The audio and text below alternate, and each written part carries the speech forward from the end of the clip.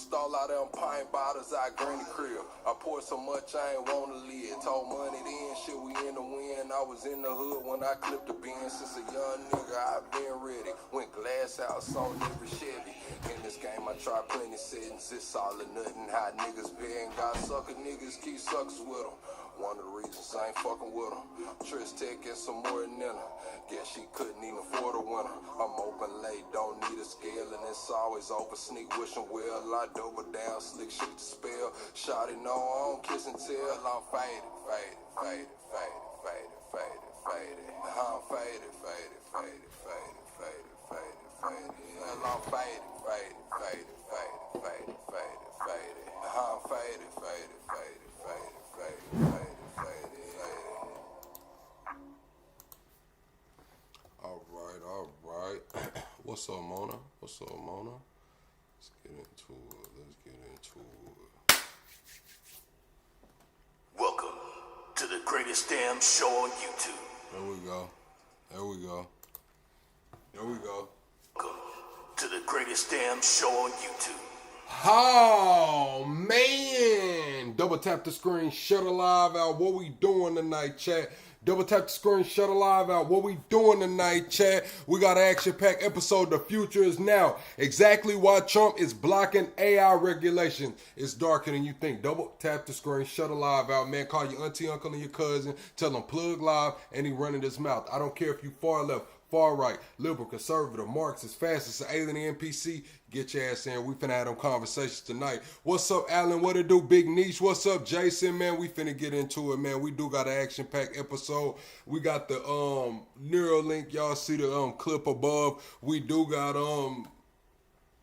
some clips about the boat strikes over there in Venezuela. We also got Milo went on Timcast. We know Timcast actually reported that he got his studio or something got shot at today. So Timcast was targeted today.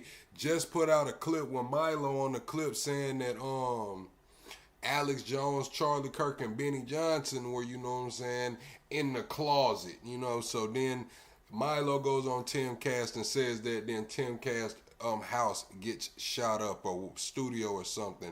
Also, we're gonna get into the dark factories. You know, actually the dark factories, like they don't have any lights on in the factory because not many humans work there. It's all robots, man. We got a couple more miscellaneous clips.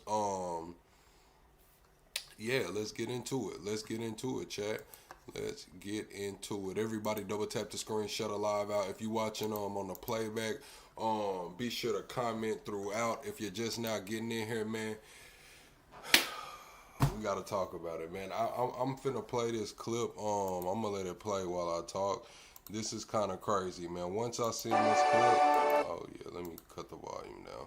Once I seen this clip, it just took me there. Like, this is Neuralink. Like, they're talking about it. Like, we just seen the clip of the guy who can't move. He was on using Neuralink. He really can't move, and he was playing the game. He's been streaming with his friends and everything. Then I seen this one, and it wasn't really. This one isn't really geared towards anybody that has a health issue. This is more geared towards optimization, turning people into transhumans. This is more geared towards gamers, people who want to have zero delay. This is more geared towards people who want to be next level. So now that I'm thinking about this, coming off the back of Trump making this executive order striking down all state level regulations, I'm sitting here thinking, like, what if it has to do with the Neuralink? Like, we're at a point right now to where people don't realize that with Trump's trying to put this executive order in, the timeline just got sped up a lot. Like, we're already at a point of no return. Now that Neuralink is live in 12 people, I believe it's 12 people or somewhere. Yeah, I believe it's 12 people. Like, before 2024, Neuralink was kind of like animal trials, or it really wasn't a thing. Now that this bad boy is getting put into people, yes, these people do have problems, and it is increasing the quality of their life. I cannot deny that. But I believe it's gonna go commercial, chat. I believe it's gonna be like the BBL. You know what I'm saying? Like how cosmetic surgery used to only be a thing for celebrities. Cosmetic surgery like used to only be a thing for the rich and famous, or maybe Playgirl, Playboy Bunny girls got whatever the hell it's called. The Playgirls. Hugh Hefner and them girls was getting their tits done and shit back in the day, and maybe a lawyer's wife or something. But now you got BBLs everywhere, boob jobs everywhere, veneers everywhere, just all kind of surgery. It's commercialized is what I'm trying to get at, Chad. It's commercialized. And when Neuralink becomes commercialized, it's not going to be as hard as anybody thinks. It's not going to be as hard, especially when you listen to the rhetoric and the kind of things that are going on in today's atmosphere. What's a big thing that's going on with all of these communities that are being pretty much targeted online? You got let's go to the Somali community. They call the Somali community low IQ. Let's go to the black community. They call the black community low IQ. Let's go to the pretty much any minority that you want to name except like the Asians. You know what I'm saying? Pretty much any minority except probably the Asians. Even the Africans get it because, yeah, they know that you guys are scholars, but they get on y'all about the damn mud huts and shit. So, this is an instant fix for that. If y'all get where I'm going with this is an instant fix for this, especially if it's commercialized. If they can get this bad boy to under $10,000, like a version of this for like around $7,000 to $8,000, it's commercialized. People instantly are getting 200 IQs.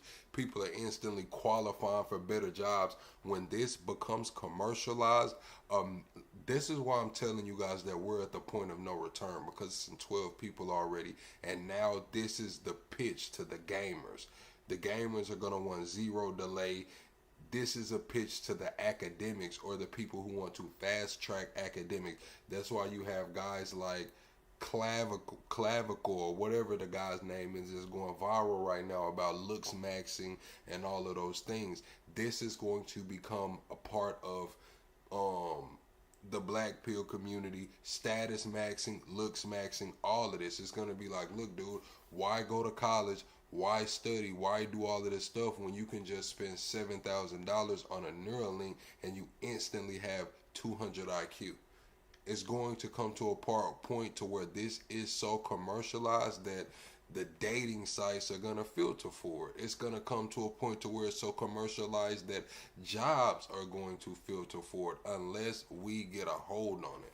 Like, we got to get it with our state representatives, our legislators, and we got to put something in place, because this is going to come a lot faster than anybody thinks. A lot faster than anybody thinks. There's 10 people with it already. Let's get into it, man.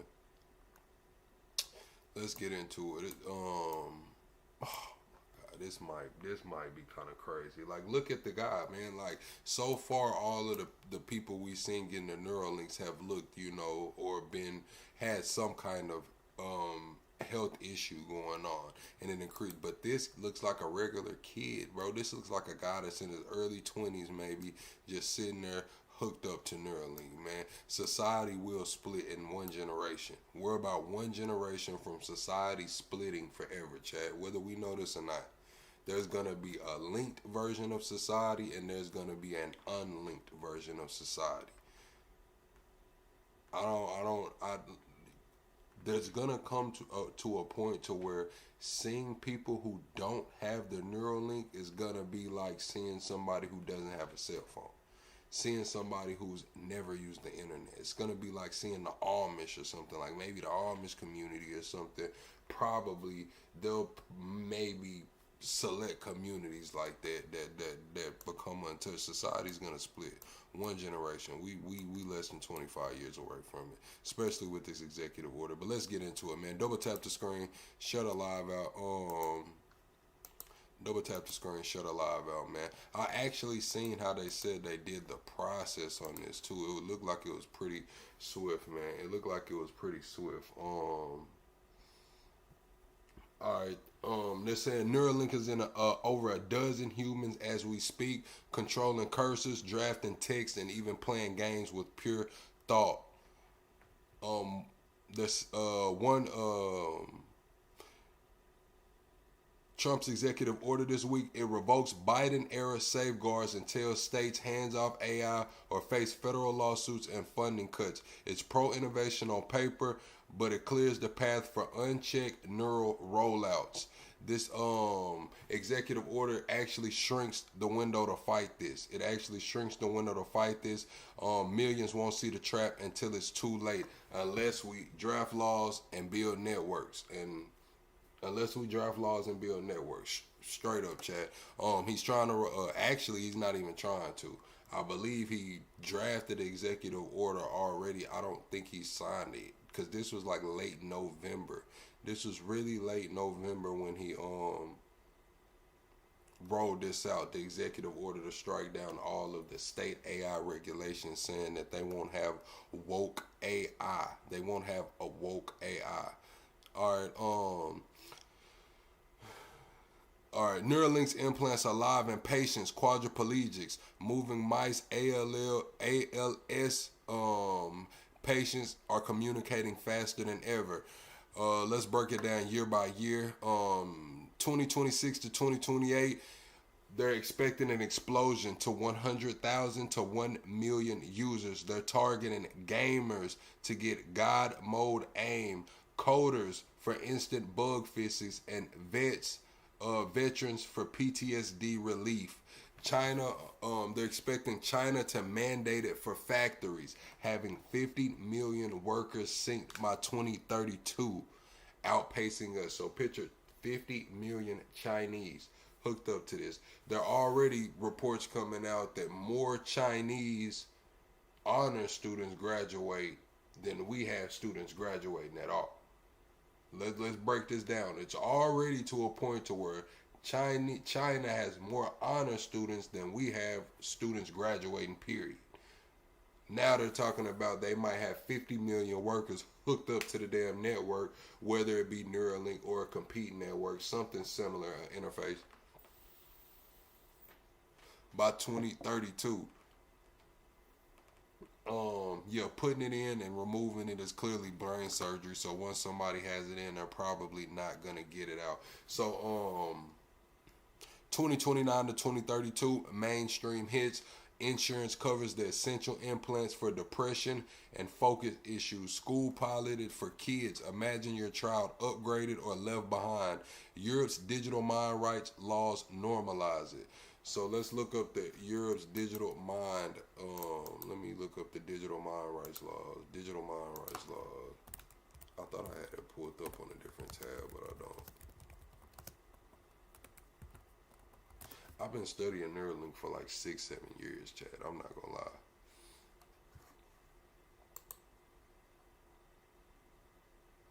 Law prohibits. Oh no, that's not Europe's.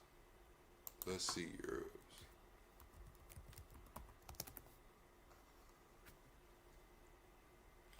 The European Union has established a framework of digital rights and principles aimed at ensuring human-centric, secure, sustainable digital transformation.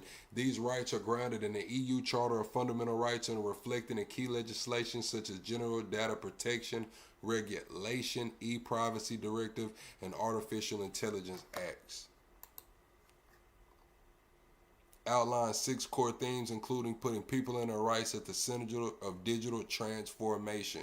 They're already calling it digital transformation. Supporting inclusion. So y'all got to listen to the language. This is already in the EU's digital mind rights laws. That's putting people and their rights at the center of transformation, supporting inclusion. It sounds like, you know, the inclusion from before, but this is not inclusion. This is to where when everybody hooks the fuck up and everybody's running around with Neuralinks and shit like that, employers will have no reason to hire you. So they're gonna make it to where inclusion, your ass gotta get hired so humans aren't just damn obsolete, man. You All right, let me keep going. Ensuring freedom of choice online, fostering participation in the digital space, increasing safety and security, and promoting sustainability. Yes, sustainability of what, I might ask? Sustainability of humans. because it's gonna be a transhuman world, man. We're like 25 to 50 years away from this damn fork in the road, man. This shit is crazy. The EU already has this in place, man. The EU already has it in place. We gotta get something in place. The EU, it looks like they might have at least the outline figured out. They need to be a little more specific and just tell it like it is, man. Oh yeah, insurance covering it. Now we just seen that that they're trying to make it to where Ozempic and all of that stuff. We just seen RFK talking about making Ozempic and all of that stuff pretty much Medicaid covered. Like, I mean, he was going out against it. So they're talking about making shit like Ozempic. So I don't see why they wouldn't do Neuralink for depression or what was the other reason they said they could have it? I don't know. Oh yeah, PTSD, depression, whatever, man.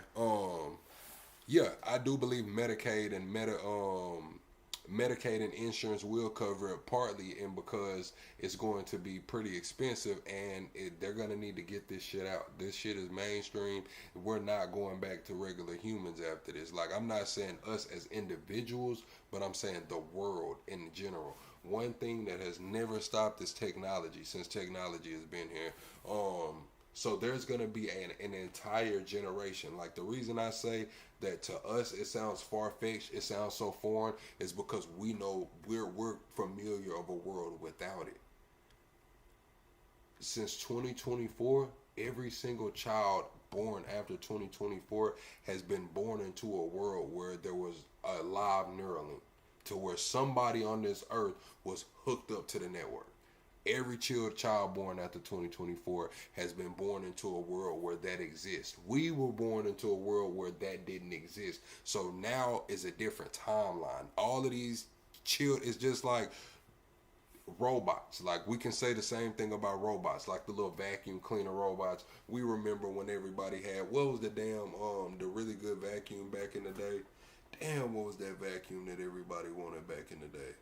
Anyways, we went from that to the little Roombas, or whatever they're called, the little Roombas that slide around the crib and vacuum up everything. That's considered a robot. So all of the kids born after that have already been born into a world with commercialized robots. Now you got the robots mowing the yard, doing deliveries, all kind of shit. You know what I'm saying? So these kids are born into a world where that is live. Now Neuralink, the same thing. Think about 25 to 30 years from now.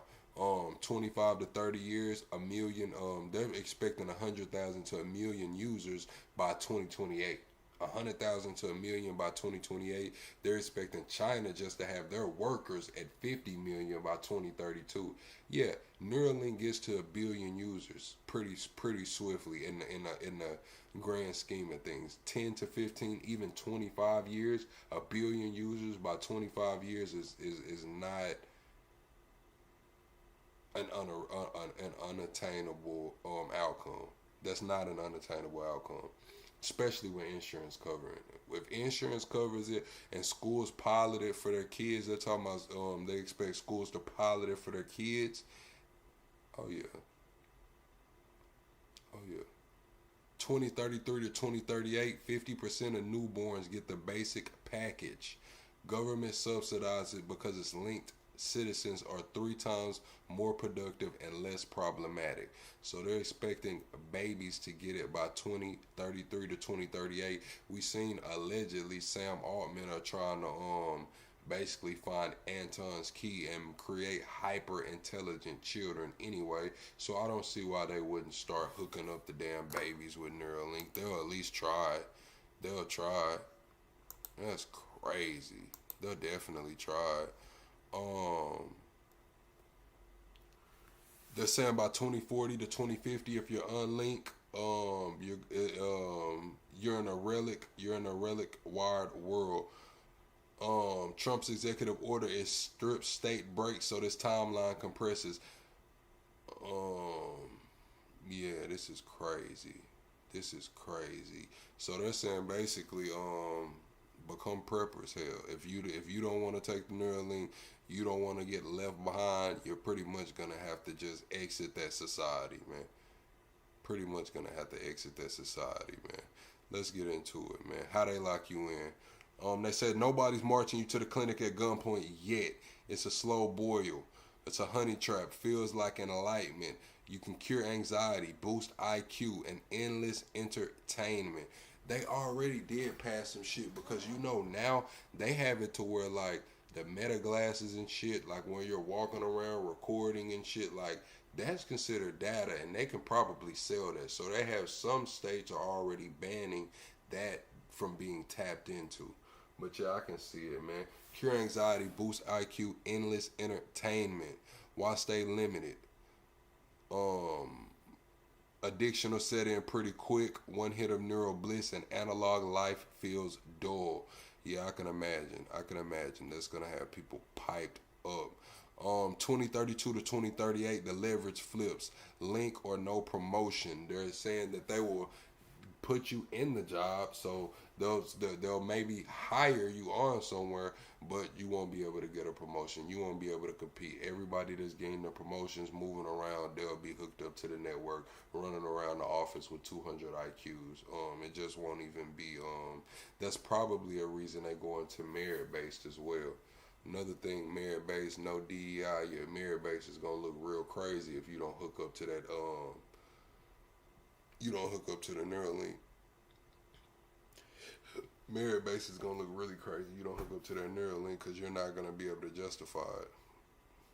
How can I justify promoting you, a regular human, when I have 10 transhumans running around with 200 IQ that apply for the same position? I mean, how could I hire you, dude? Let's be honest. No welfare without monitoring. So they're saying they could put it behind the benefits. California's neural privacy laws, Trump's executive order sues them into dust. The DOJ task force is ready to challenge any obstruction. Total lock, no bank without the neural ID. We seen that go down where what was that, Vietnam? They closed 86 million bank accounts. Total lock, no bank without neural ID, no travel, safety risk, hospitals, we can't treat the unmonitored. Oh man. The algorithm will wake you up, dial your mood, download skills instantly. That was a big thing I was thinking about as well. So it's like, if you want to learn how to do something or move around, that's why how can you compete with that? How can you compete with a transhuman that can literally download skills instantly? That 10,000 hours that it takes people to become an expert and perfect the craft, the Neuralink downloads it instantly. It'll probably be behind a paywall. The paywall will be probably paid for by the employer. Yeah, it's crazy. This is crazy.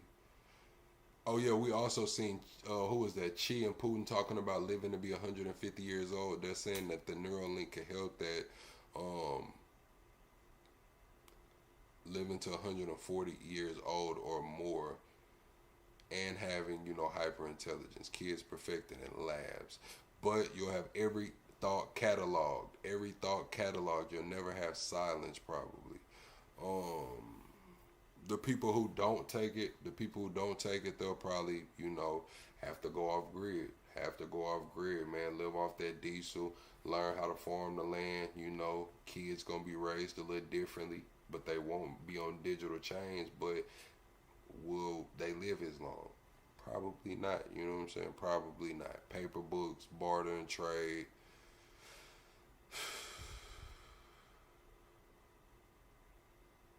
This shit feels crazy, Chad. Let's move on, man.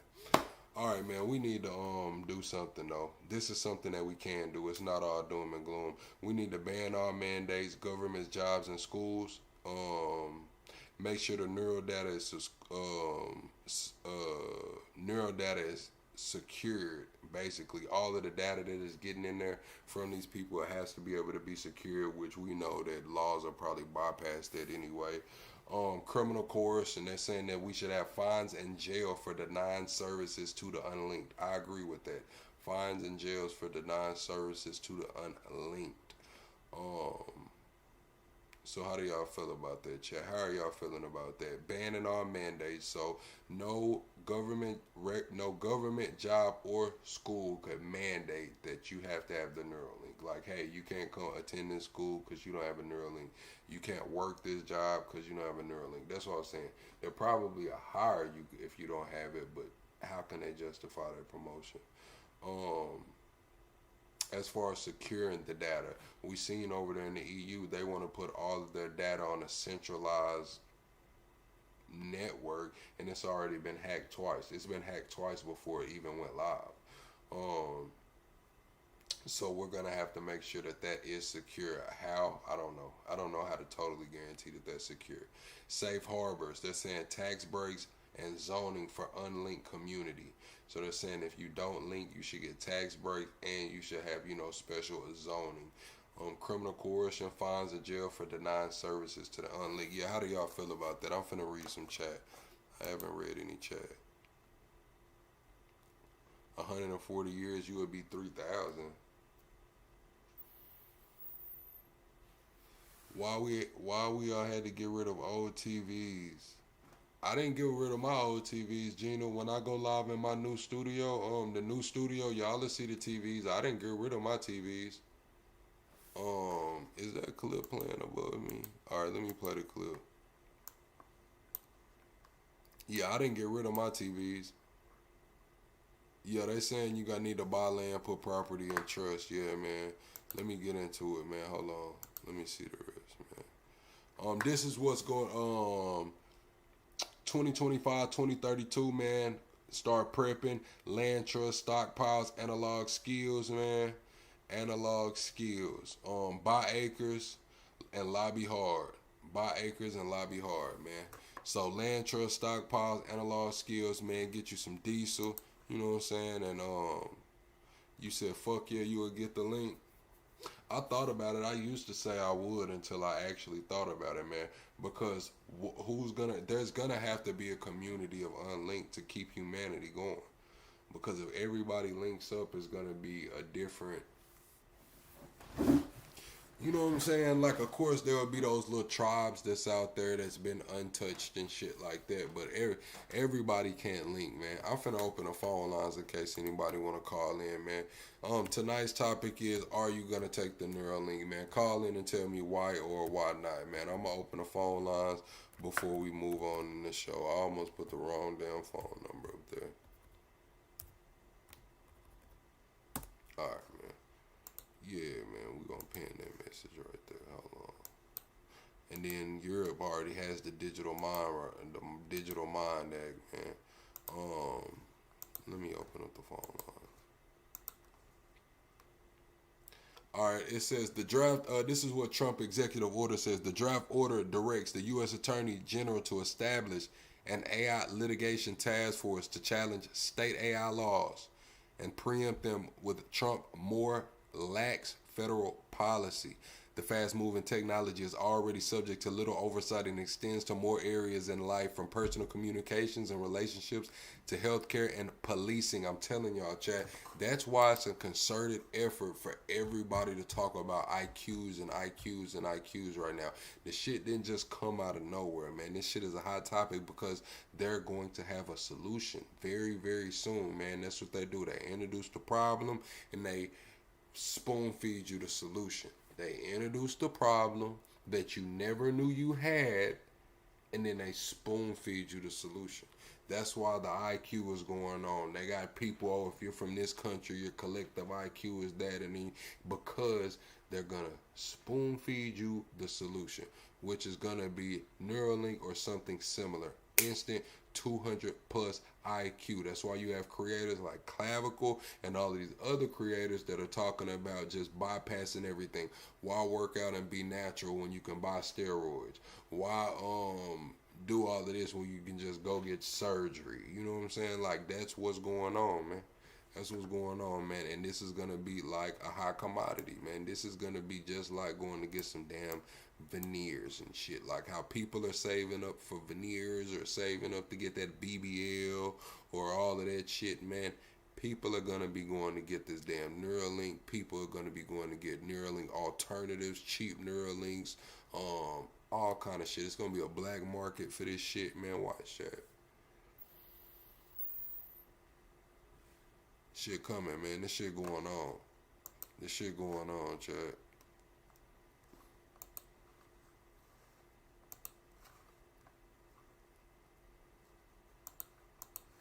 The phone line's open if anybody want to call in.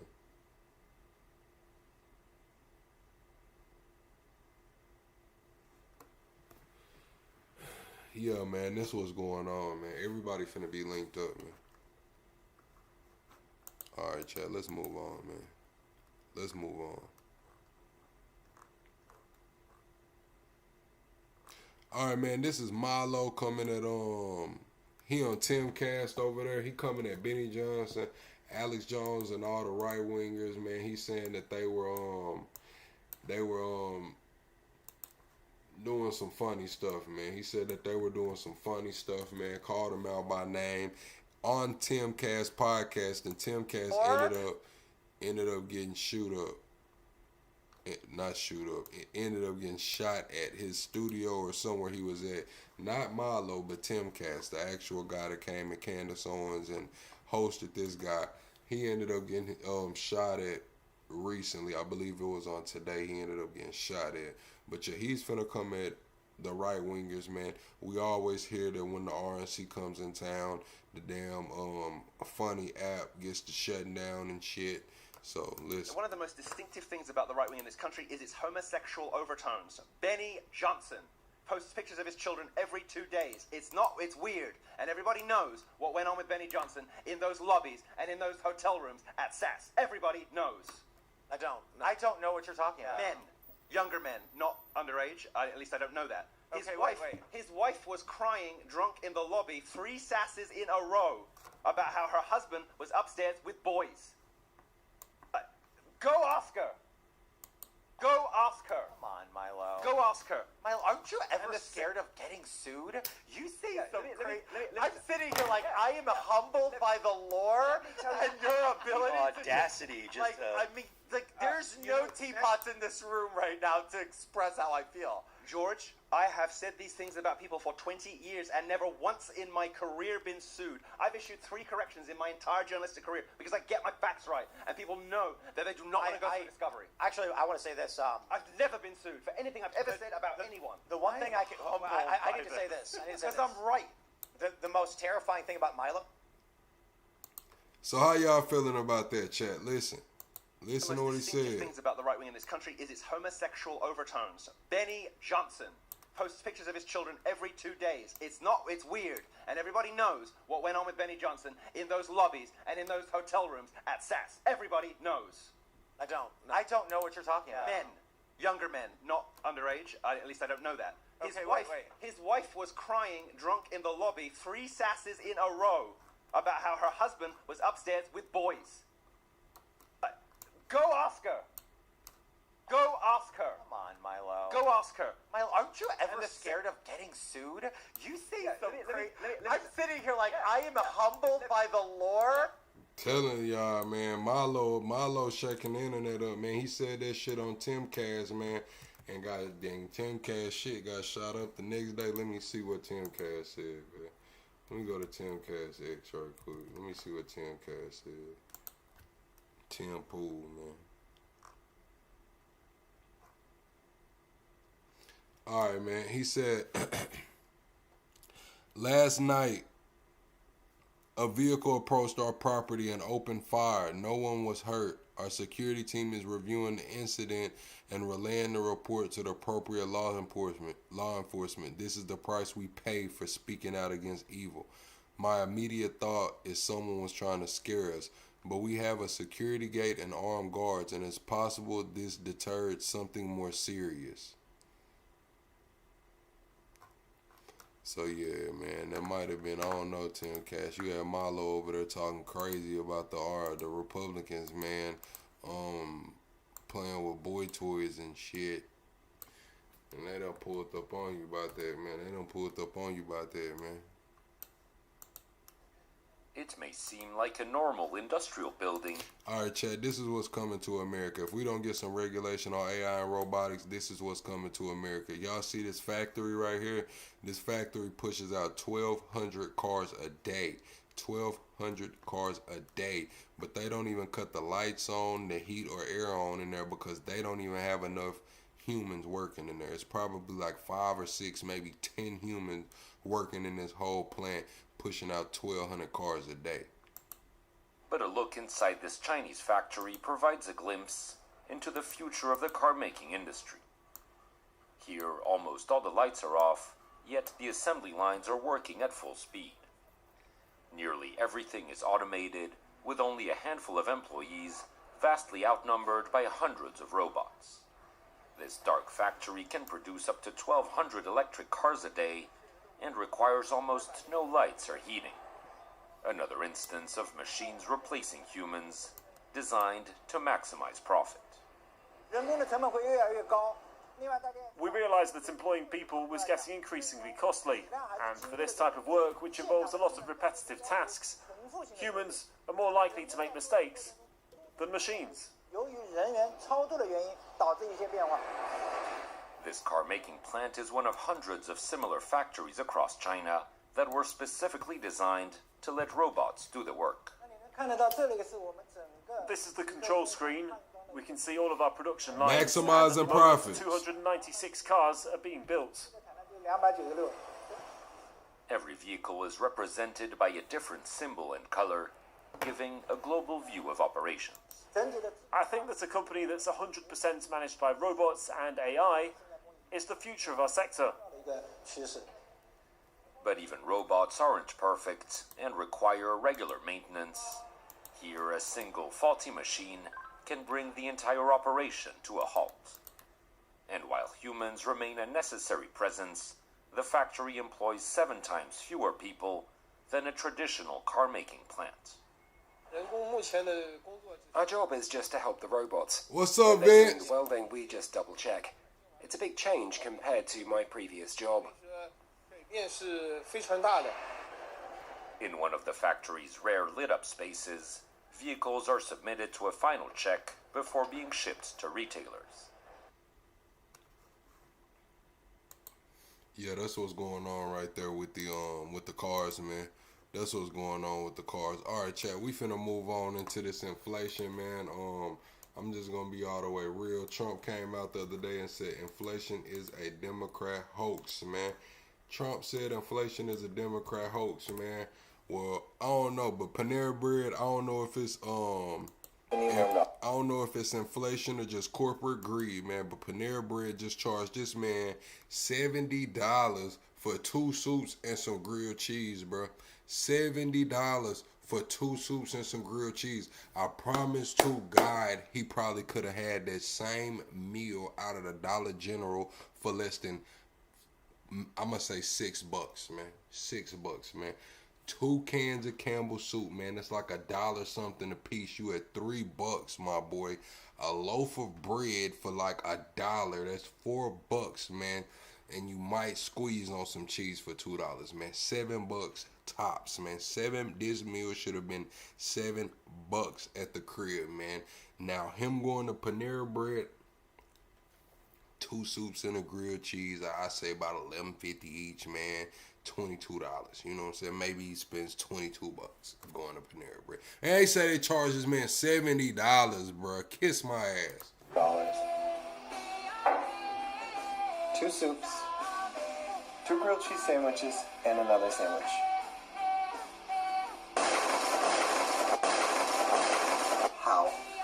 How is this $21? I don't understand. How did we let this happen? This is $71. $71 meal right there, man. $71 is what they get you, chat. What y'all gonna do, man? What y'all gonna do, man? 71 bones, man. I ain't gonna lie. He could have put that meal together for like $7, chat. $7, man. All right, they say, not they say, but this is, Deanna Panchenko over there on X. This is a video in Ukraine. In Ukraine, we seen them ramping up the draft over there. They're catching people in stairwells, snatching them up. You know what I'm saying? Like, hey, you gotta come fight for the country. It's about that time.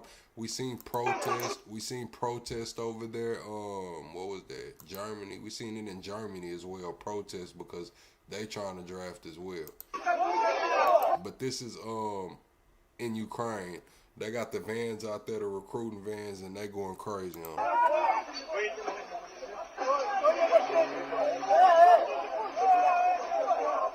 That's a tire? Bro, where did they get a tire to throw at the car? Who spawned with a tire? Like, all these people just spawned out of nowhere, and somebody threw a tire, bro. Like, where the did you get a tire?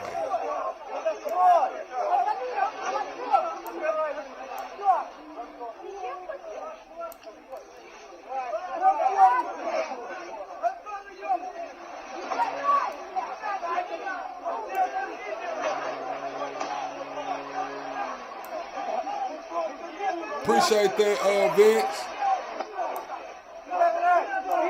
Appreciate that, Vince, man. Yeah, we are growing over here. Like I said, next week we're going to be in the new studio full time. Starting next week, we'll be in the new studio full time. You know, the nice wood room with the, yeah, man, y'all know next week full time we'll be in the new studio. I'm probably going to get me a desk. I'm going to have some in-studio guests. We're going to do it the right way. Also, chat, I'm going to start, in the Discord. We need to grow the Discord. So what I'm going to do is I'm going to run giveaways for these Zybags right here, right? Not giveaways, but it's going to be like, I'm going to send out referral codes, man, and we're going to have a leaderboard. Whoever brings the most people to the Discord every single week is going to get something, man. Something, whether it's a t-shirt, shout out, bring you on stream, whatever. We'll work it out, man. Whoever brings the most people, we're going to have a leaderboard, man. The top 20 people on that leaderboard will get into the captain's chat. We're going to have a special chat in the Discord for the top 20. That's going to be the captain's chat. You know what I'm saying? We're going to pick random people to send lunch to throughout the week that's in the captain's chat. You know what I'm saying? Because they putting in that work. We also are going to have, you know what I'm saying, like the first 100 people that come around, we're gonna do something special for y'all as well. But we're gonna start getting in the Discord, getting on those calls, man, those monthly calls, weekly calls, or whatever. But yeah, we're gonna do 5 referrals, man. We're gonna do 5 referrals. I'm gonna put some tabs in the Discord. Once you get your 5, bring your 5 people to the Discord, I'm gonna send you a Zybag. For every 5 people you bring to the Discord, that's a Zybag. You know what I'm saying? Then we're gonna do the shirts. I'm gonna do the shirts for whoever gets on them leaderboards, man. You said the volume louder? Yeah, I'm gonna do the shirts for who gets on the leaderboard, man. Straight up, man. We gonna get that rolling. I feel like it'll be good competition for the community. Grow Plug Nation, man. Grow the community, man. Alright, chat. They said tragedy struck yesterday. A sports bettor unalived himself yesterday on live, man. He had a standoff with the police. I seen people streaming this standoff. I actually seen people streaming the standoff from like outside the house. But this is the guy. I am fried. He's in the house. It says yesterday, sports bettor David Betts got in an altercation with his girlfriend in their apartment, which led to the police being called. David was a convicted felon out on bond, fighting a federal case with 2 firearms in his possession during this situation, and refused to surrender because he fears going back to jail.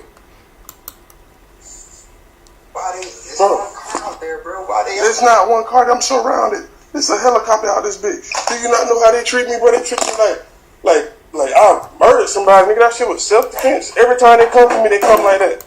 That shit crazy, bro. Anybody come to the door yet? Hell yeah, they came to the door. Where Meech at, bro? Bro, she's gone. She don't care, bro.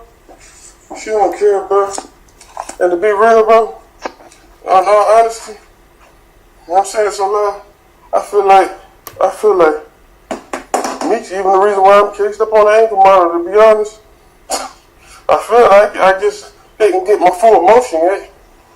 Pieces of it, but I ain't even gonna be able to see that now. Shit, it's over with. I'm dead. It's over with. So, bro, what the kids gonna do without you, bro? What the kids gonna do without me? Fam, do you not know that I'm, man, bro, I'm out on bond and all type of shit, but I'm dead. It's over with. Bro, can you turn the live off at least? Turn the live off? Hell nah, nigga. You have to turn the live off and just talk to me, bro. Bro, I'm gonna hit you there. Gang, I don't know why you trying to talk me out of, like, this man trying to talk me out of not dying and going to prison. Nigga, do I look like I want to go to prison? Do it look like, nigga, do it look like I'm about to go sit around in the motherfucking cell all day? Nigga, y'all crazy? Motherfucker lost their goddamn mind. Won't be me. Promise you won't be me. I'm just trying to get y'all to, hit up my baby mamas and stuff for me, people, if you don't mind. So I can talk to my kids before this shit over with. Just hit up my baby mamas and shit, man. I want to talk to my kids and tell them goodbye for the last time, you know? That's really all there to it. You know? Had to get my snacks. I don't know how long this shit gonna be. No, I'm not in Columbia again. You know I'm in Florida. It's over with, though. You know, if I was in Columbia, they wouldn't even be acting like this toward me. But unfortunately, shit like this happened.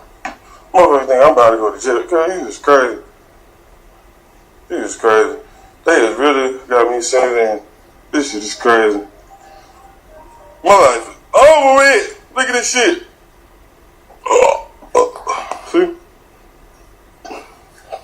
They so ready to shoot me. They don't even know. They think I'm about to have a shootout with them or something.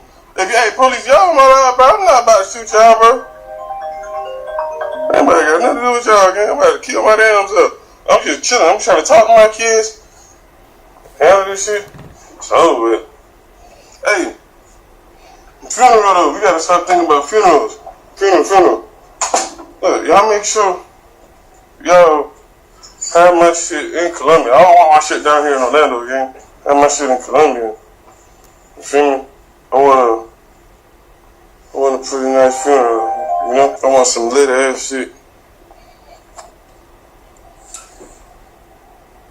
Would appreciate a perk right now. This shit is real life shit going on. Damn, I'm about to die for real. This shit crazy. Look at them. They think I'm about to come out this bitch. Little do they know. They can go ahead and, you know what I'm saying? I love what they're doing because, you know what I'm saying, protecting the community and stuff. I have nothing against police officers. I got friends of the police officers. But what I'm not about to do, I'm not about to just give myself up, bro. I'm gonna kill myself. If they get in this bitch, it's over with. Y'all can stop calling me, gang. Y'all gotta stop calling me, bro. I'm gonna do nothing but fuck it alive. It's over with. There's nothing that can be done, fam. Like what? Look, there's nothing that can be done.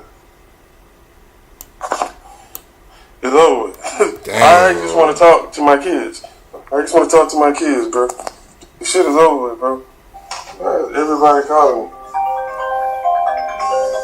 Bro, it's over with, G. Hey, man, stop this shit, bro. Bro, the police got me so... Jay, it's over with, bro. I love you. Look, on my kids, I love you, bro. That's why you my brother, bro. That's why you my brother, bro. I love you, gang. Look at me. I love you, bro. Understand that? No, bro, I love you, bro. I know I came too far, and you know what's so crazy? The shit be coming, the money and all this shit be coming so easily, man. It's like it's not even worth having no more, bro. I don't get to see my kids, gang. My baby mama be acting crazy, like, I don't be getting to see my kids, bro. They just want money, bro. I love you, bro. I'm gonna let you go. I gotta finish doing what I'm doing before they bust a smoke bomb in this bitch on me. I love you. Hey, you don't love me, bro? I love you. I love you, bro. Shit over with. I'm almost done, y'all. I'm gonna come back on this live. I just gotta You know what I'm saying? Proper preparation. Niggas probably think I'm trying to do something to them. Whole time, I'm not even on that. Talk to them. Make sure y'all know I ain't trying to do nothing to them, bro. I'm gonna kill myself, not them, bro. Damn, Chad.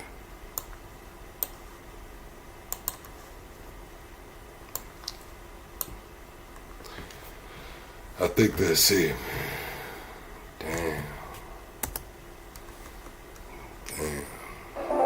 I had a crazy idea. It's never that serious, man. It's never that serious, man. His partner who tried to talk him off the phone probably ain't gonna never be right. Damn. Has learned that Admiral Frank Mitch Bradley, who oversaw the operation, told lawmakers today on the Hill that the two survivors did not, as some defense officials have been claiming for months behind the scenes, radio for backup before a second strike killed them. That's according to two sources with direct knowledge of today's closed-door briefings, during which a select group of senators and Congress members were shown classified video of the strikes. Democratic Congressman Jim Himes, who saw the footage, called it, quote, one of the most troubling things I've seen. A short time later, he elaborated on that with CNN Sheikh Tapper. It was enormously disturbing. And I can't describe it in detail, but to tell you that the initial strike, as you might imagine, when a piece of munitions falls on a small boat, did an immense amount of damage, caused a huge amount of fire, and ultimately the end result was two individuals without any weaponry, without any tools of any kind, clinging to a wrecked boat, really what looked like flotsam. You know, and we observed them for a long time, and the commanders involved said that they believed that there might be some chance they would be rescued, that there might be some chance that the cocaine on board could be recovered. But these two individuals, to anyone looking at this thing, would say are moments away from slipping. They not even calling it fentanyl no more. They calling it cocaine, Chad. Y'all gotta see the devil's in the details, man. They not even calling it fentanyl no more. They calling it cocaine. A long time, and the commanders involved said that they believed that there might be some chance they would be rescued, that there might be some chance that the cocaine on board could be recovered. But these two individuals, to anyone looking at this thing, would say are moments away from slipping under the waves. The decision was taken to kill them, and that is in fact what happened. And that was pretty hard to watch, I must say.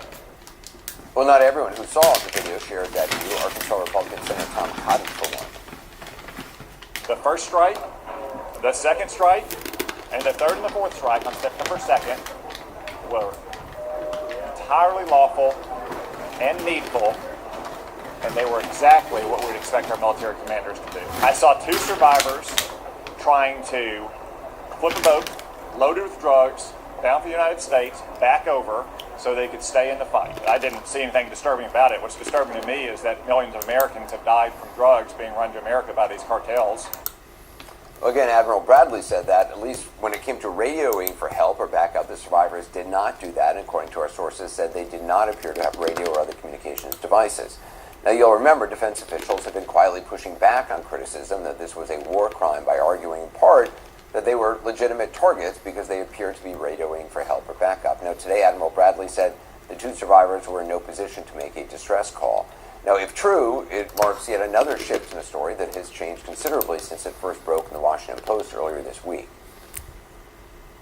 There were a second strike that killed people wounded in the first strike. Were you well, number one, I don't know that happened. And Pete said he did not want them. He didn't even know what people were talking about. So we'll look into it.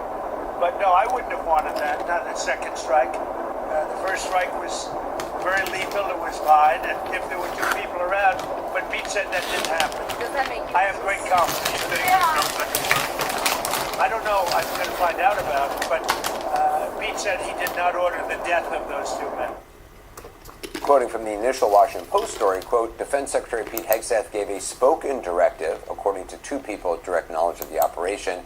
The order was to kill everybody, one of them said. What's up, Satoya? Which Secretary Hegseth denies, in which the president, as you heard there, said neither he nor Hegseth knew anything about.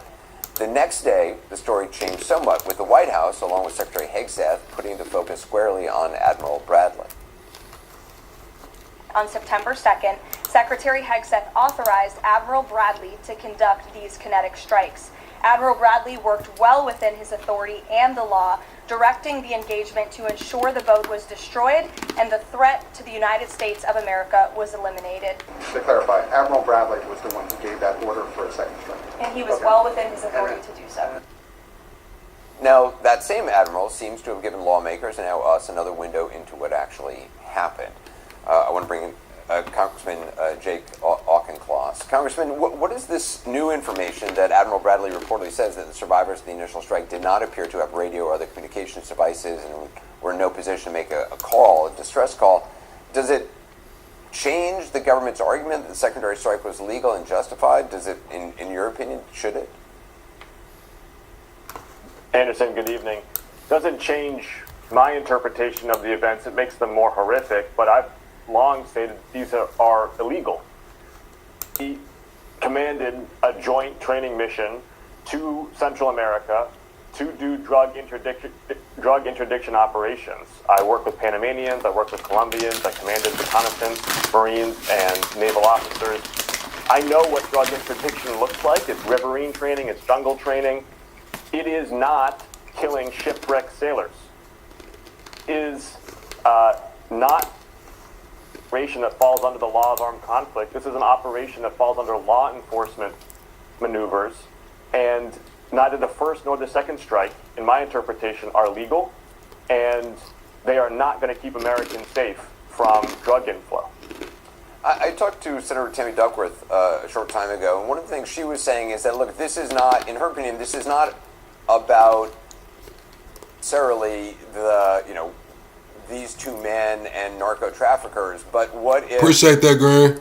Future, if the U.S. is doing this, an American pilot is shot down, is floating in a dinghy and able to radio for help. Would some force kill him and say, well, look, the U.S. is doing this, we can do this too? Would it change somehow the rules of war if this is not illegal? I certainly agree with the senator that the United States respecting international standards and humanity is critical, both for who we are as a country, but also for how we want our citizens to be treated. Also agree with her that horrific as these details about these two shipwrecked sailors are, it's not actually the central point. The central point here in these operations in Central America is that this is blood for oil version 2.0. Just like 20 years ago in Iraq, when another Republican president got this country into military adventurism in pursuit of oil, is trying to get the United States involved in military operations in Venezuela because they have the world's largest oil reserves, and Chevron has a joint operating agreement for those reserves, and the president is trying to hook up the U.S. oil majors. According to a source with direct knowledge of the briefing, Admiral Bradley ordered the second strike to destroy the remains of the vessel, killing the survivors on the grounds it appeared that part of the vessel remained afloat because it still contained cocaine. Does that rationale make sense to you? That they were allowed to under the law of armed conflict, and again, the law of armed conflict does not apply here because this is not conflict, and I know that because I'm a member of Congress and I never voted to go to war with Venezuela, and that's what would make LOAC apply here. But even supposing that LOAC was applying to this situation, you're only allowed to strike a disabled vessel if there's reason to believe that that vessel could be brought back into armed combat against another U.S. vessel. That is so clearly what was not the case here that it just makes that rationale ludicrous. But again, that rationale is 2 and 3 orders removed from the actual central point, which is that we shouldn't be engaged with in military operations against Venezuela in the first place. Americans do not want a blood for oil campaign. This president does not have the authority to wage it, and he certainly doesn't have the justification to wage it as inhumanely as he is. As we mentioned, President Trump What's up, Seth? said he supports releasing the video of the second strike. Do you actually expect that to happen? Because obviously the administration has been very eager to share some videos of other strikes. I don't know, but I will make this prediction, Anderson, which is that Hegseth is going to try to find a military officer to make the fall guy in this. He's going to try to lay the blame on a service member. He won't he won't try to take the blame himself. You said it because in one of his public statements of early on about Admiral Bradley was, that everybody should know I have his back, I have the military's back, but it was Bradley who made the order, which is kind of, it's saying you have somebody's back, and yet it's also pointing out that they have a target on their back. He will find someone with. Them was some pretzels, Evelyn. Them was some damn pretzels, some pretzel crisp to be exact, and that was pretty damn tasty if you ask me.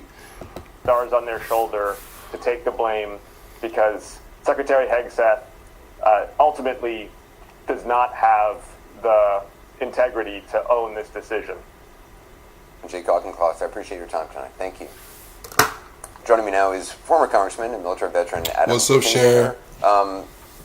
Congressman, what do you make of all that we have learned today and this idea, this latest exclusive CNN reporting, that part of the testimony today was that there was not a radio, or that they were not radioing for help or radioing for something?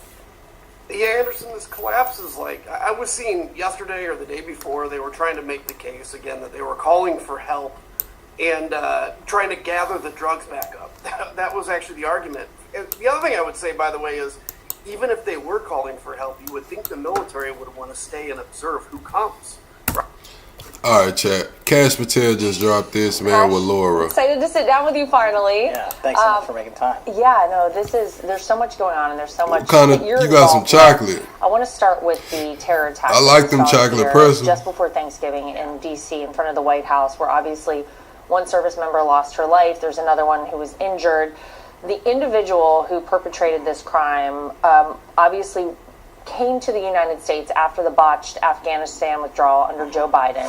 Is there anything else you can tell us that the FBI knows about this person, possibly about his motives, or anything that you guys have already uncovered? Absolutely. It's, of course, just one of the worst tragedies you can encounter when service members are shot and killed. You know, I was here in D.C. on duty all week, so I went to the crime scene, I went to the hospital to visit with the members of our National Guard, and it's a whole interagency process when something like this happens. We're on the scene with DHS and Secret Service and DOJ, because what you want to do is hold the person. Damn, somebody pass him a Marlboro and a Natty. Woo! That drip just got the old cash, didn't it, man? Damn. Process when something like this happens. We're on the scene with DHS and Secret Service and DOJ. Damn.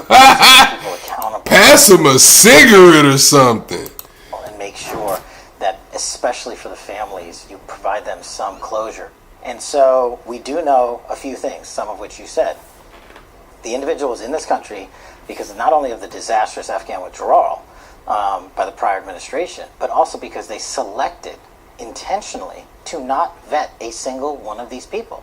Thousands and thousands and thousands of people. That's a broader problem that we're tackling now as a result of this. But when it comes to what do we do here, the FBI's goal immediately is to map out the entire network that exists. Everyone he's ever touched or encountered, not just in America, but over in Afghanistan and anywhere else in the world, surveilling anyone in America that may have an affiliation with this guy, going and conducting interviews. We already hit houses in San Diego and Seattle. We see dozens of devices related to him, laptops, computers, cell phones. We served, I think, nearly 30 search warrants across the country already. And so that's the kind of investigative approach you have to take to consume this information and then properly adjudicate it in a court of law. Well, you mentioned the vetting process, and I think that this in particular has raised a lot of questions about vetting for people coming into the United States of America. The president... It looked like he needed Camel Crush right now. Right now he needs a Camel Crush. It looked like Cash Patel should just automatically spawn with a cigarette in his hand. Like, he should just automatically have a cigarette. Like, as wide and buck as his eyes get, it's like every time he gets on camera, you can just tell when it hits him. Like, when he's just sitting down, like, whoa. Like, I've never done coke, but I can imagine, like, when you're smoking weed, you know what I'm saying? It's like you can be smoking, but as soon as you, like, go somewhere and sit down, like, in a room or, like, a setting, like, you know what I'm saying, and you not doing nothing, like a classroom or college or something, like, you can't think about nothing but how high you are. Like, damn, why did I get this high before I came in here? Like, I knew better. That's what I think happens to Kash Patel just with coke, man. Like, I think he sits down and it just hits him, and it's just like, damn, pass his ass a cigarette. Has acknowledged it. There's an extensive review underway in terms of green cards issued from high-risk countries. So what needs to happen, in your view, as director of the FBI to ensure the safety of the American people as it relates to this vetting? Well, the vetting is taken up largely by DHS, and so we have to work in conjunction with Secretary Noem and her team, who've been wonderful, to make sure we identify absolutely everybody associated with this disastrous withdrawal from Afghanistan, and then the flooding into our country of people who are never looked at. So what we do is we take all of those individuals and triage them through all of our databases and see, are there any name check issues? Are there any identifiers that lead to people that are already in custody or that we're already investigating? And so the FBI's focus point is on that, on protecting and preventing future criminal acts and future acts of terrorism, while we work with our partners at DHS to have them give us the information that says, hey, we need to go back collectively and do more vetting on this person, this person, this person. So from your perspective, though, do you agree with the idea that maybe it is a good thing to pause some of... You say in over his head, OG, you say he a reptile. I think he's high. I'm just going to be honest with you, man. He might be over his head. He might be a reptile. He might just be high as fuck.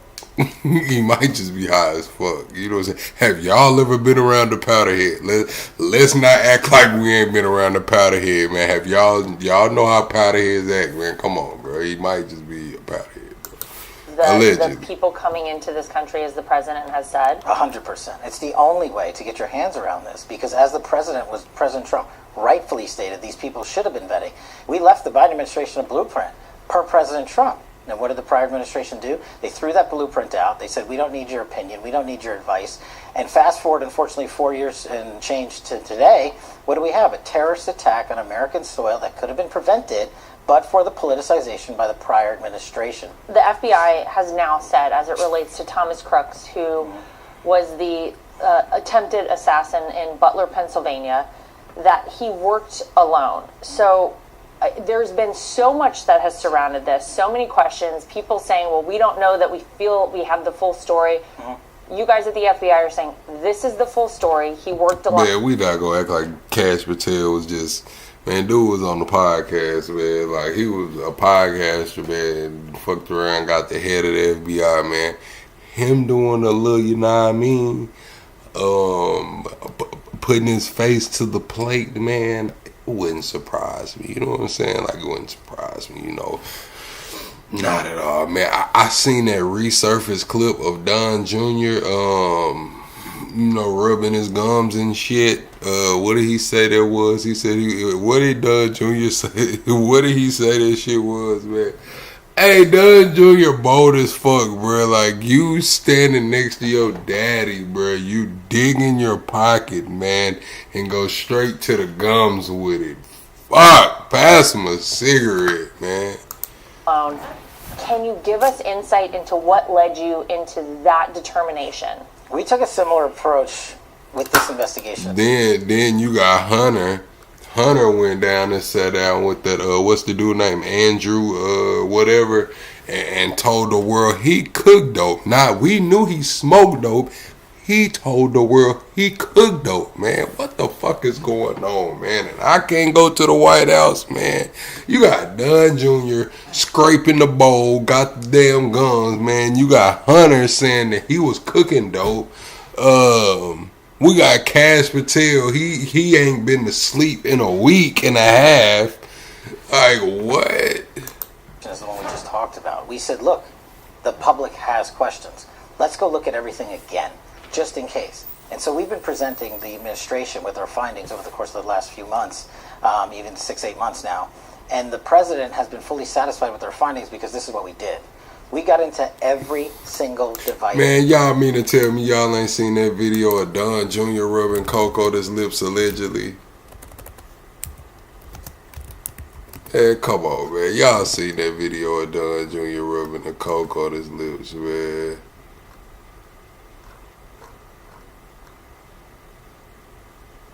Oh, they try to make it blurry, man. Nah, it's a better video. Here you go. Here you go, man. We'll pull this video back up. Hold on, man. We'll pull Cash Patel ass back up, man. Look, man. This shit going back viral. Well, look at him. Look. Look, watch this. God damn, somebody get that nigga a key ASAP. Hey, yo, shit, hey, let me get a bump. Oh, shit, look, it's Tim Bagwell. Look at him. Look, watch this. God. Now, y'all tell me what the fuck that was, man. Y'all tell me what the fuck that was, man. Come on, man. Come on, man.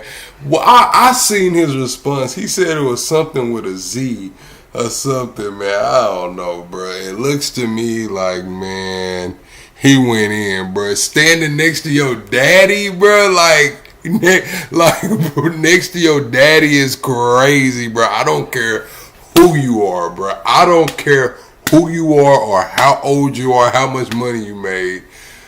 Going from pocket to gum, standing next to your daddy in front of all of these cameras is crazy, bro.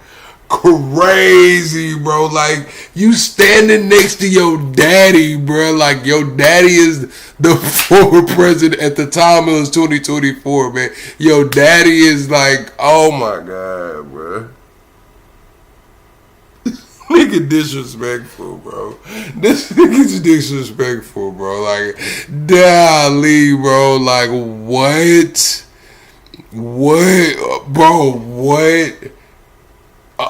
Look, Pawpaw Plug, my pops, man, would have stopped the whole show, man. He wouldn't have tried to play that shit off, man. My pops probably would have stopped the whole show, man. Told the cameraman to shut down shop, all that shit, man. Just take y'all ass home, man. Plug, bring your ass here, man. In front of your daddy is crazy, man. Shit, he needed that, bro. About to get that nigga a key ASAP. Hey, yo, shit, hey, let me get a bump.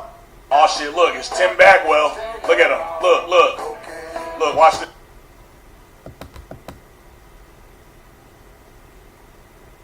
Oh, my God. Bro, Trump is standing right next to him, bro. He just looked at Trump before he did it, bro. Look, he's looking at his daddy right now, bro. Look at what he does immediately after he look at his daddy, bro. He's trying to play that shit off, man. Damn. Alright, chat, man. Let me go back to Cash Patel, man. Woo! That shit was a little bit funny, man. I'm not gonna lie. That shit was funny, man. Damn. Shit. Oh my gosh. That shit was hilarious, dude.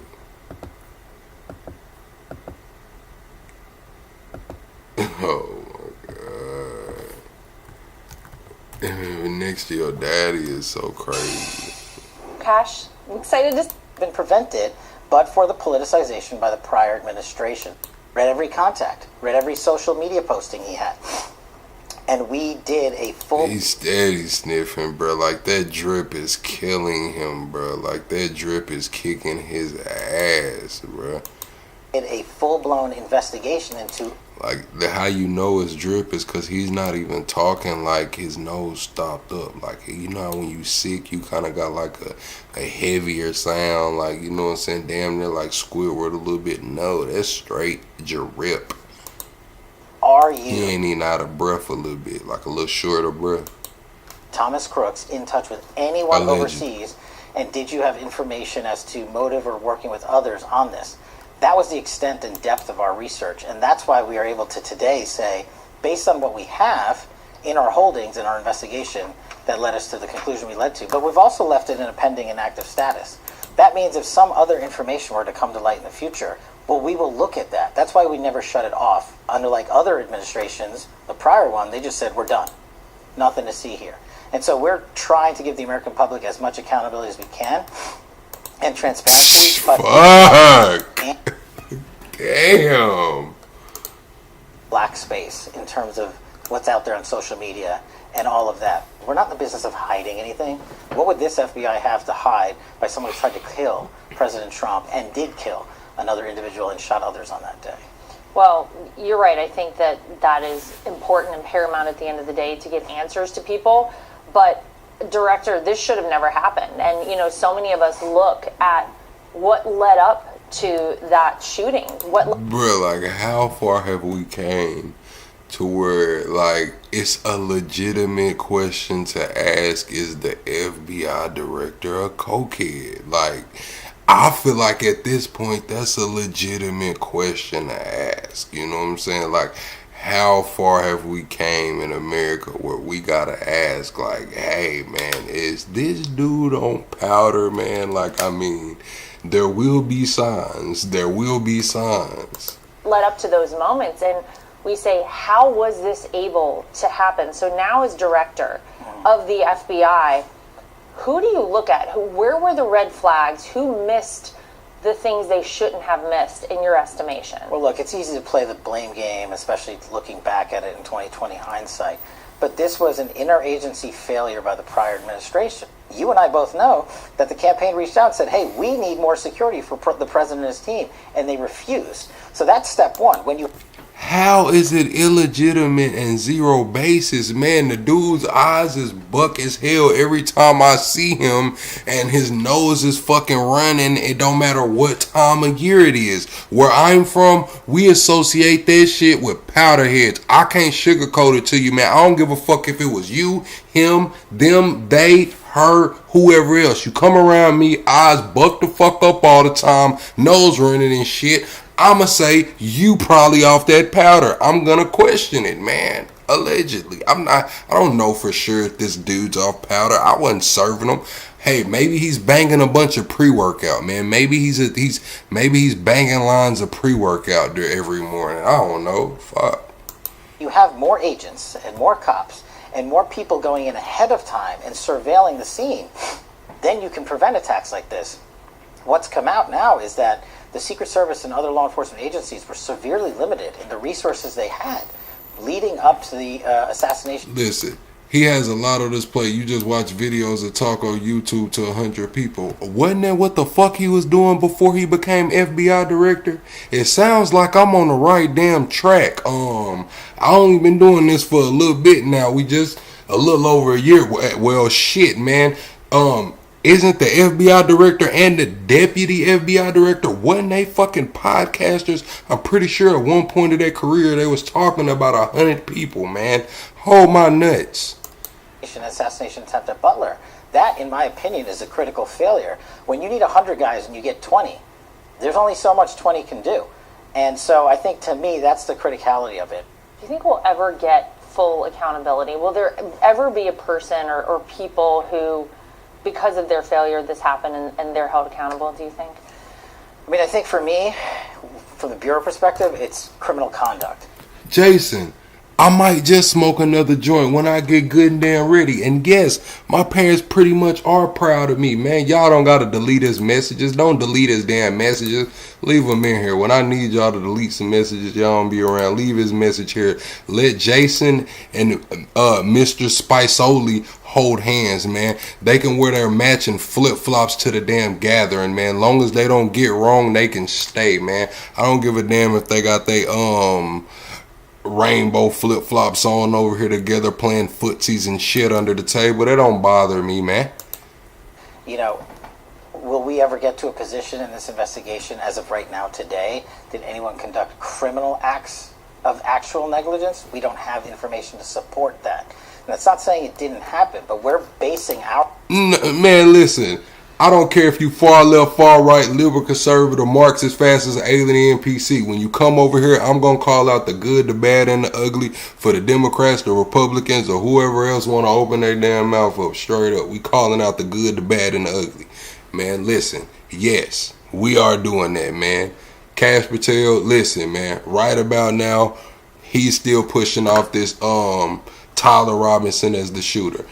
I don't know if Tyler Robinson is the shooter or not. Cash Patel is looking high. His nose is damn running. It just is what it is. If it was anybody else, I promise you, I would call out the same thing, man. When Joe Biden was asleep at the fucking beach, we was talking about that. When Kamala wanted to put them greens in the tub, we talked about it, man. When John Bolton was damn near naked outside getting his house ran through, we talked about it, man. Where were you at, dude? Information on the totality of What's up, information Kate? the prior administration collected at that time. We can't go back there and investigate the crime scene. We can't go back there and collect all the cell phone information, the tower data, the dumps, and talk to local law enforcement and witnesses on the day of and the days immediately after. But what we did was we recreated the scene. And we recreated what would have happened had law enforcement not acted swiftly on that day. Things such as Thomas Crooks actually had an explosive device that he put in a vehicle on the grounds, and that fortunately never went off. But these were other issues that were just missed. How did this guy allowed to have a vehicle get on the... So now they saying he had an explosive. You know what I'm saying? Now they trying to say Thomas Crooks had an explosive. ...the grounds, use a drone, and all these other things. And those are questions we're trying to answer to the best of our ability, but we can't make up answers. So if there's a vacuum, we're not going to fill it by just putting out hyperbole. We're going to just continue to put out the facts, and if more comes in, we'll put it out. Hey everyone, I'm Emily Campagno. Catch me and my co-hosts Harris Faulkner and Kaylee McEnany on Outnumbered every weekday at... Alright, man, we finna move on. This dude right here got caught with 92 pounds of drugs. Large amounts of... I'm assuming the drugs were not illegal at one point, and that's probably why he had so many, because they said they put an emergency ban on the drug. So when they put the emergency ban on the drug, they went and got his ass, and he had 92,000 pounds of that shit, man, and a whole bunch of guns. So I don't think he gonna get out anytime soon. Seized by police of a substance or a drug said to contain deadly amounts of opioid was seized in northern Florida. Joining us live now to discuss this and bring an update to this entire situation is Fox 35 Orlando's Marley Capper. She is joining us now. Marley, this is a huge amount that was seized by police. Good morning. Yeah, the suspect has actually had prior involvement with police as early as the age of 19. That's according to the sheriff's office here. And right now they're calling this case Breaking Bad on steroids. Take a look at the video. You can see the deputies say they teamed up with the DEA, ATF, and Palm Bay police to confiscate 92,000 pounds of a substance used to make a drug known as 7-OH, a drug that's 3 times stronger than morphine. Florida recently passed an emergency law banning it. Investigators say the suspect, 26 All right now, Evelyn. Maxwell Horvata, also had materials to create large amounts of explosives, along with 36 guns and thousands of rounds of ammunition. Folks, this is what danger looks like right here. Everything that you see behind us, everything you see in front of us is a red flag for disaster. It is. You look, the guy was making his own suppressors, fully automatic weapons, explosive devices. This guy was either looking to engage war or looking to arm those and furnish to those that are. And you see, even had, as you can see in the video, even had a 50 cal on a tripod, ready to do serious damage. The Sheriff's Office says this is the largest seizure of its kind in U.S. history, and that Horvata could spend the rest of his life in federal prison. Currently, he is in the Brevard County Jail. Sheriff Wayne Ivey says he is waiting on federal indictment. For now, reporting live for Live Now with Fox, Marley Capper. We'll send things back to you. All right, Marley, thanks so much for joining us there in Brevard County. I do want to take us out to some more of that footage that we have here, courtesy of investigators who seized all of these illegal drugs. And as you heard from Marley's report there, she played a little bit of an update that we had from those same investigators. I do have the full presser, if you could say, or the news conference that was released not too long, about 5 minutes, but it really breaks down just how serious this case is. As Marley had said, this is the largest drug bust in the nation's history.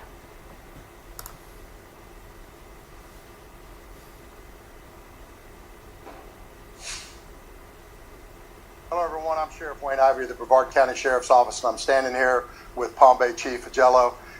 We're going to give you a breakdown on a case that our agencies work today along with DEA, ATF, other federal task force members.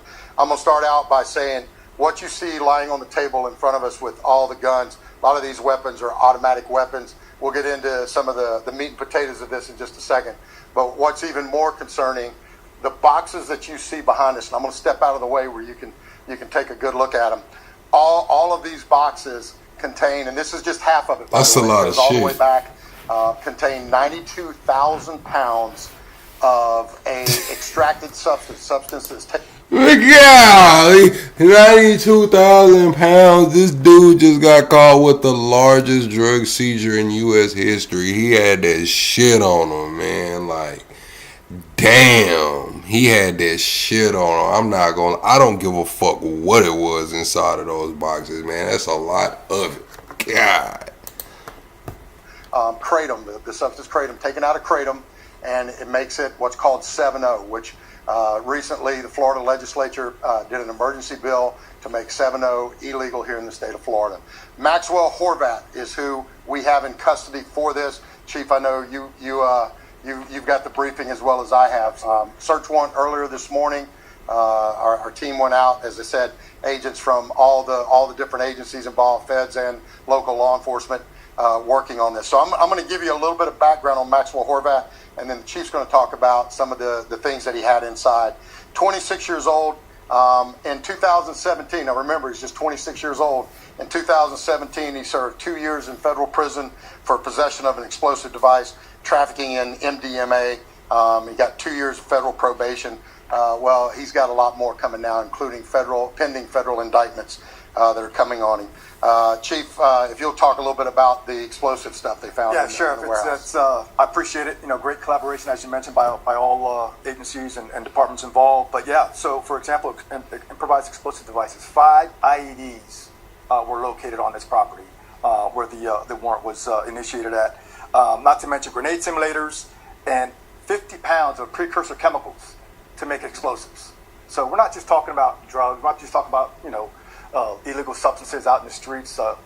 We're talking about explosive devices, things that the military are utilizing and other countries are utilizing all over the world to take out. Man, is that a rocket launcher? What the hell is that on that table right there, Chad? That's something with a big damn, what is that little grenade launcher? Oh, that's a suppressor, a homemade suppressor. Okay, I see it. That's a suppressor. Populations of people. I said, this is terrorist activities across the board. When you look at the explosive devices, as the chief said, 50 pounds. In addition to that, I'm gonna read it off. 12 rifles, 1 short-barreled rifle, 17 pistols, 3 shotguns, 1 revolver, 2 fully automatic submachine guns, 3 suppressors, and thousands of rounds of ammunition. And then, as I said, on top of that, 92,000 pounds.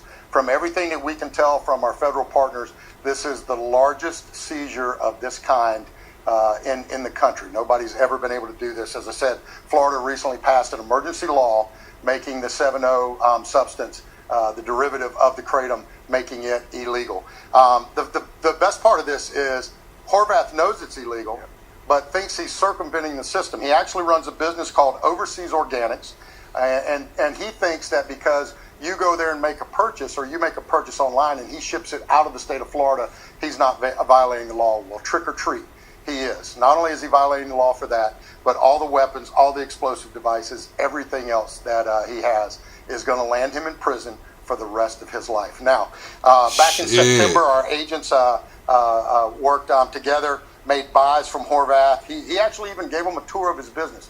I mean, he's proud of his business, and you're seeing in some of the film that we're rolling now for you, the business. This thing looked like Breaking Bad on steroids is what it looked like. He had it lined up with all sorts of different chambers and rooms and sterile environments, everything else, and they were taking it, extracting it, putting it in compressing machines. As I said, his company would ship it out. And he would, even if you went there and made the purchase, he would tell you he's got to ship it to somebody in another state because that way he thought it made it legal. Well, it didn't. All right, and he's in custody. We're still putting all the charges on him. I can tell you right now, He's going to have automatically 36 counts possession of a firearm by a convicted felon, 1 count possession of a short-barreled rifle, 2 counts possession of short-barreled machine gun, and then more charges coming for the explosives. So yeah, Sheriff, it's like you said, 26 years old, already pretty much a career offender. Started at the age of 17, federal charges, federal indictments. He has no regard for the sanctity of life, and great job by your folks, man. It was great collaboration. Yeah, great job by our agents, our local partners, our federal partners. Folks, this is what danger looks like right here. Everything that you see behind us, everything you see in front of us is a red flag for disaster. It is huge. I mean, you look, the guy was making his own suppressors, fully automatic weapons, explosive devices. This guy was either looking to engage war or looking to arm those. And to further break down the latest on the pipe bomb suspect, let's bring in FBI Director. All right, so the pipe bomb suspect family speaking out and saying it's not him. They're saying a simple look at how he walks. They're saying he was autistic, lived in his grandmom's basement, and more stuff. So they're saying that this is a bunch of bullshit, and the family is saying that they have the wrong suspect. Kash Patel, Director Patel, great to have you back on the show.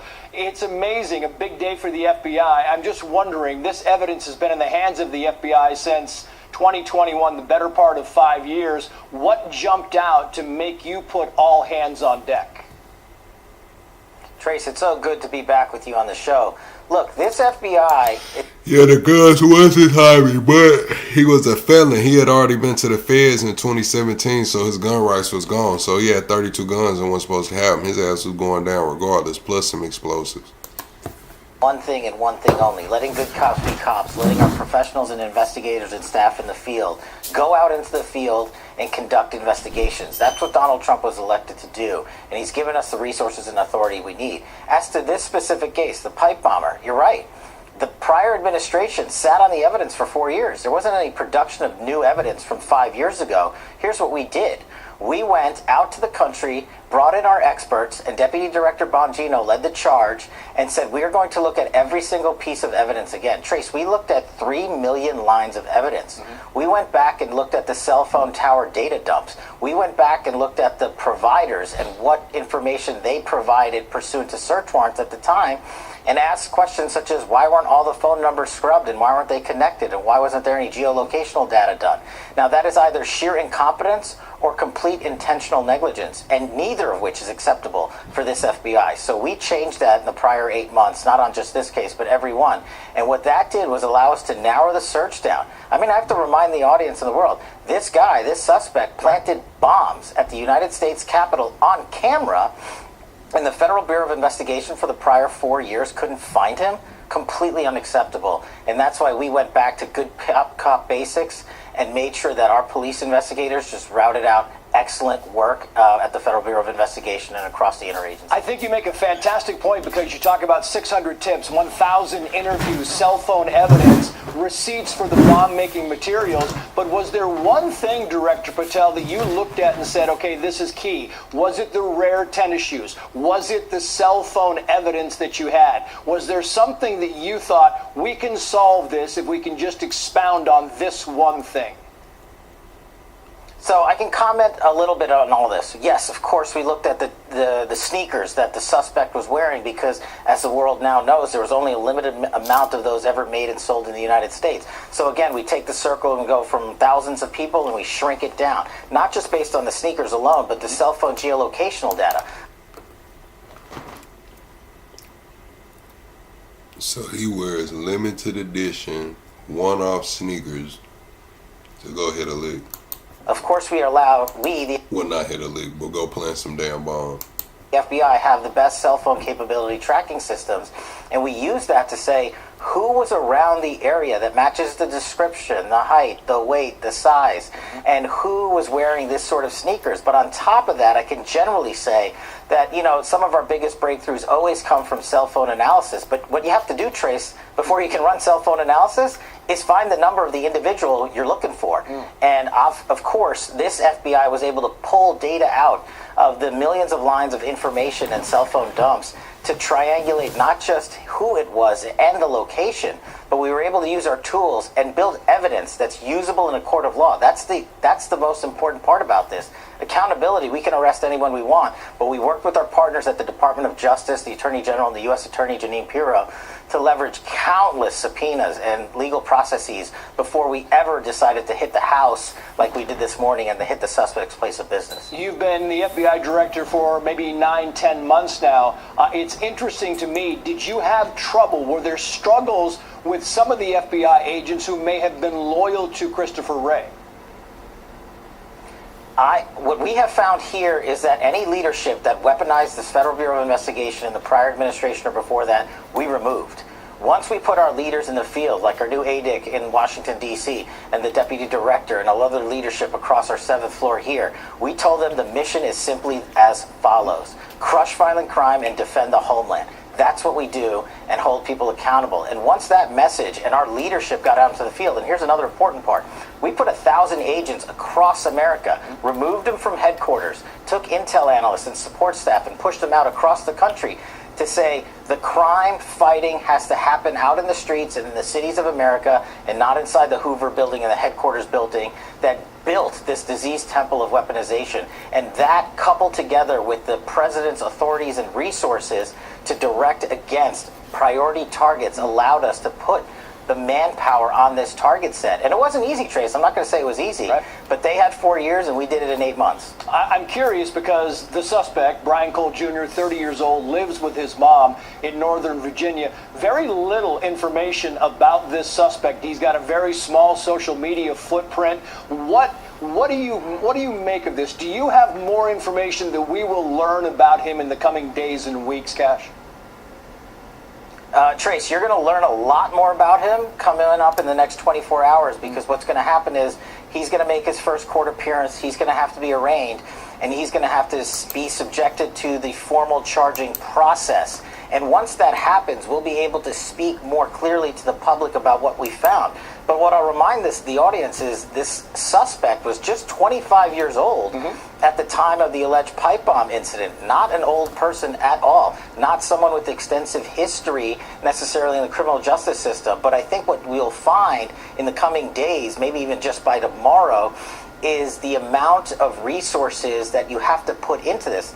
Generally speaking, and not stylizing the evidence in this case, you got to go out and buy pipes. You got to go out and buy end caps. You got to go out and buy sulfur. You got to go out and buy wires. Then you got to figure out how to put that all together successfully. And remember, thankfully these devices didn't go off, but they could have gone off. They were ready to go off. And so that was a disaster that was averted, thankfully, saving the lives of hundreds of people around the United States Capitol.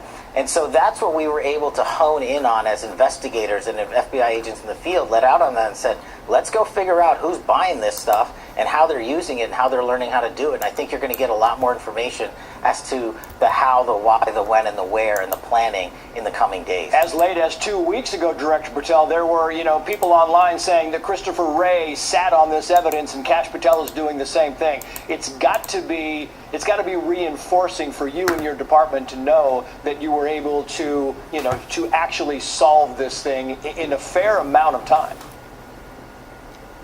It just shows me that the leadership changes that we've made at the FBI with the deputy. This happened in D.C. in 2021, January 5th. January 5th, it was planted. 2021 in D.C. One was planted out on a park bench outside of the DNC, and one was planted near the RNC.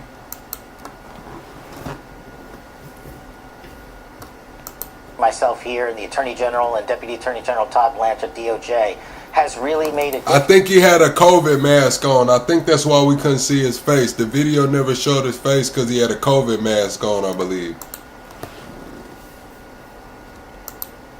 And I go back to the fact that they spent maybe a decade or more weaponizing law enforcement. They spent months and years on things like Russiagate and Arctic Frost, which this FBI fully exposed and intends to hold people accountable. We did the same thing for every single case that we are working in this FBI by the thousands. We said we are focused on fighting crime, not on building weaponization. And once that message got out there, once our leaders got out into the field, These investigators at this FBI have never been more motivated. I go across the country and they say, thank you for letting us return to our bread and butter priorities of crushing violent crime and defending the homeland and letting us be good cops, because that's what they know how to do.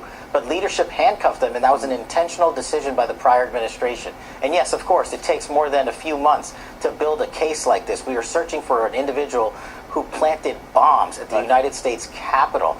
That is not an easy target set to take down when there's no eyewitnesses. Remember that. Yep. So we built it from ground zero, and we redid it in 8 months, as you said. So that's a testament to how this FBI works. Because, look, it's not just this case. We've arrested 25,000 violent felons this year. That's twice as many as last year alone already. And lastly, Director Patel, Jadine Pirro says that this was literally a needle in a haystack. But even if you know the needle is in that haystack, you've got to find it. What is it that you can kind of give us point us towards something that you knew that would get you to that needle? Well, generally speaking, in these types of cases, when you have surveillance and technical capabilities, you want to bring in those capabilities and exhaust them against the resource deck. And what we did was exhaust them against the cell phone deck.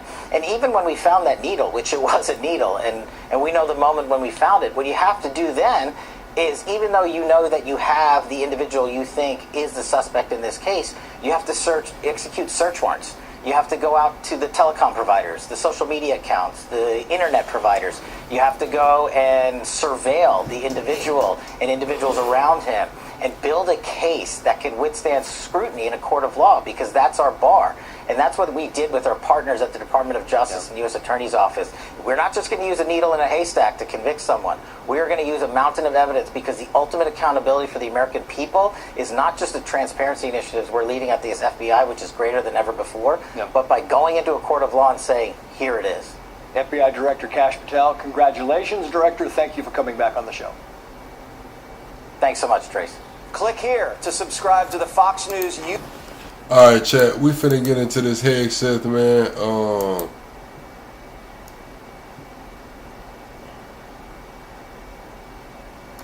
We finna get into Hegseth, man. Hegseth addressed. They said he delivered a keynote, man. Address. I wonder, did he take any questions?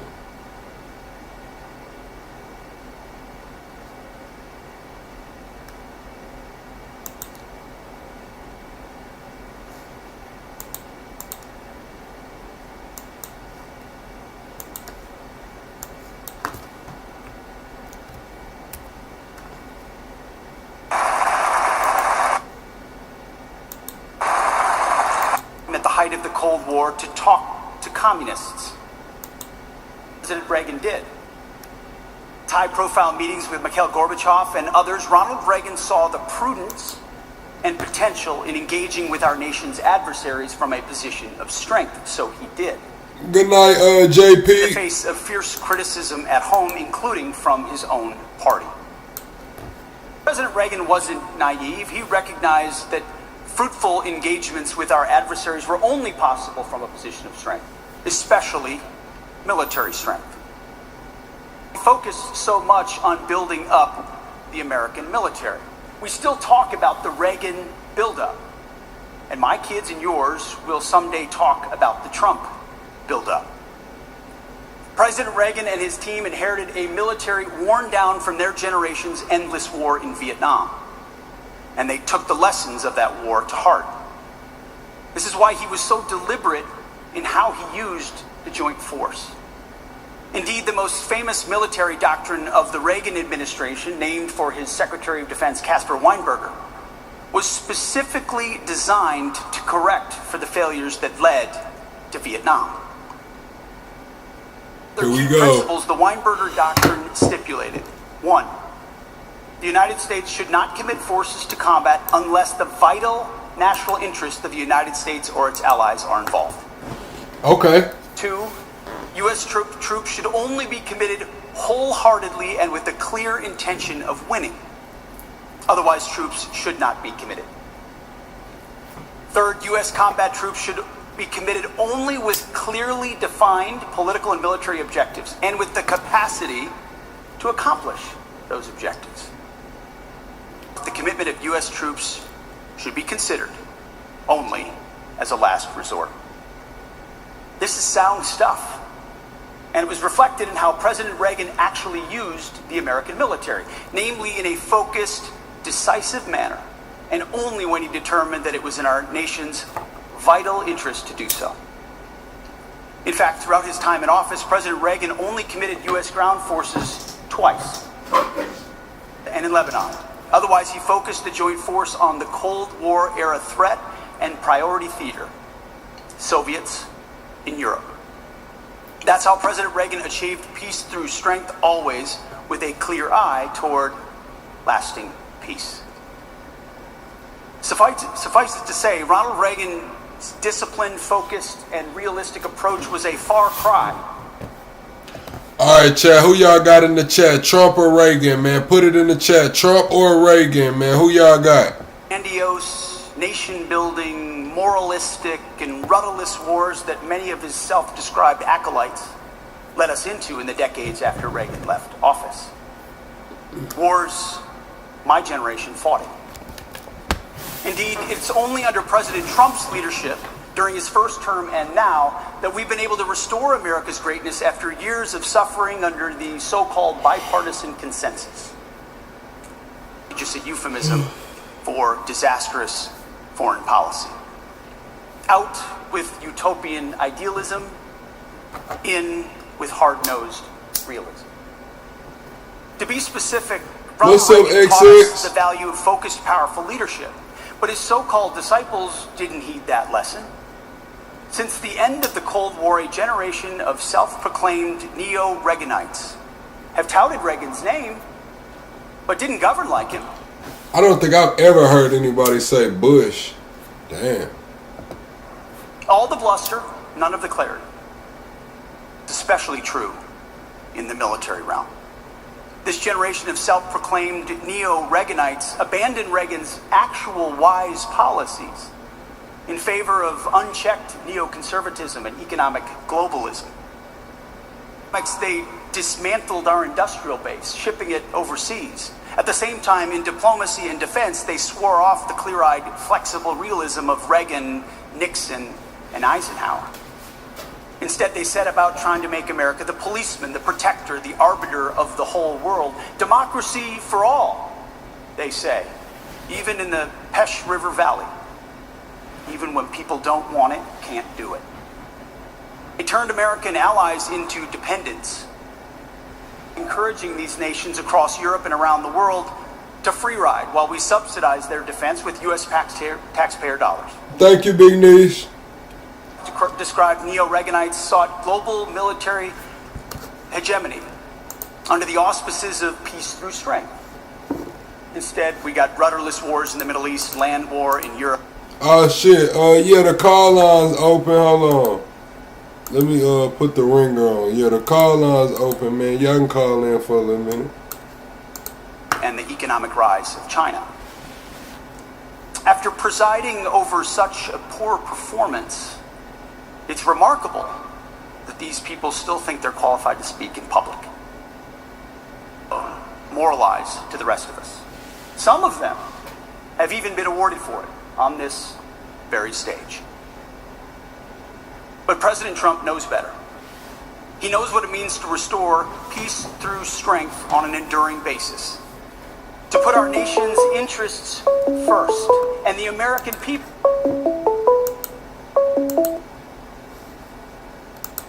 Call from Alex. I ain't got time for play around, man. Hell nah, man.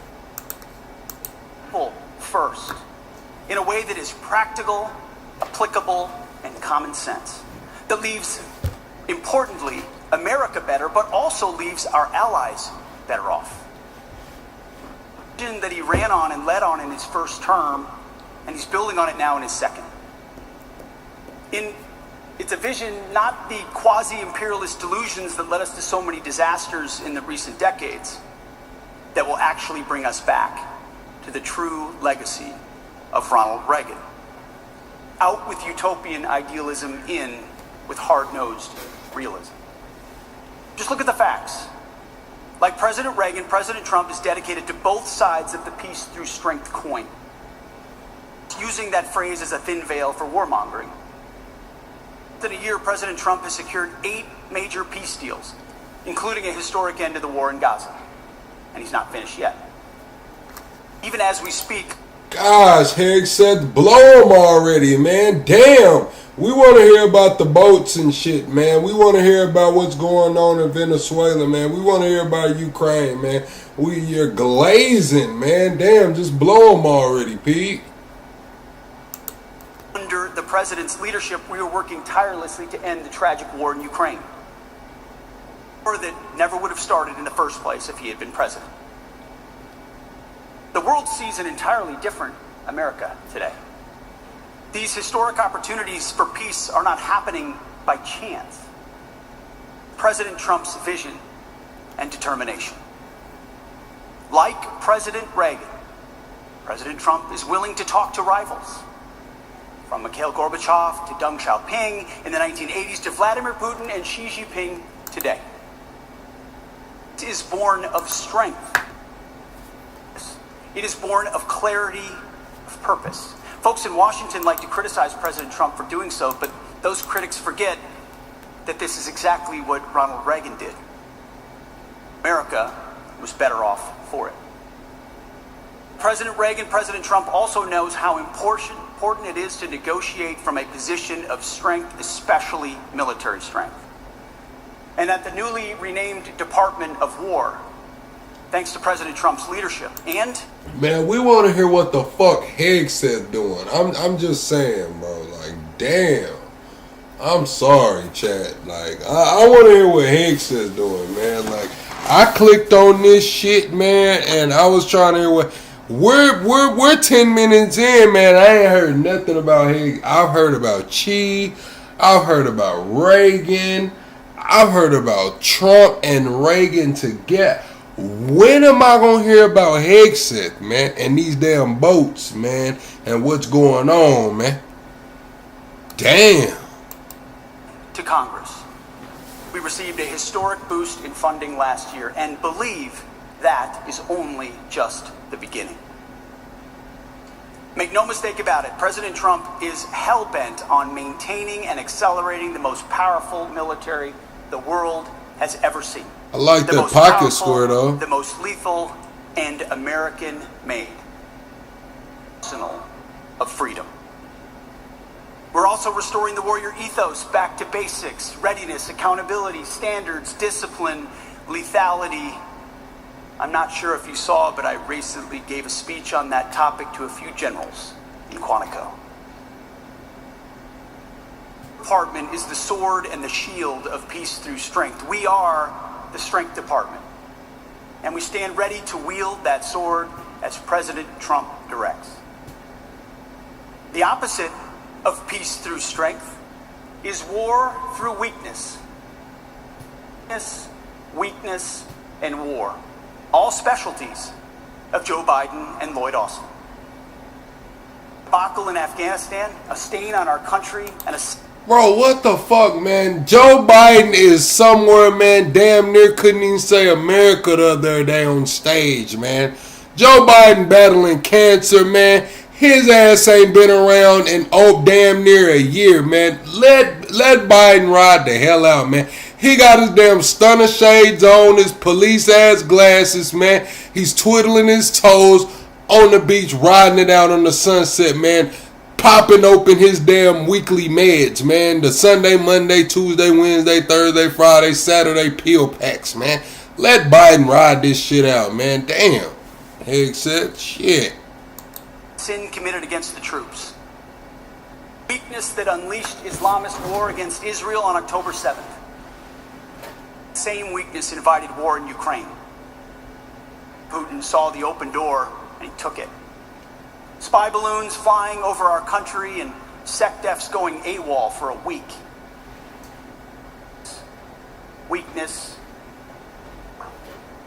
You know, I was recently tempted when the discussion went out about hitting drug boats to use there the we phrase, go. There we righteous go. strike.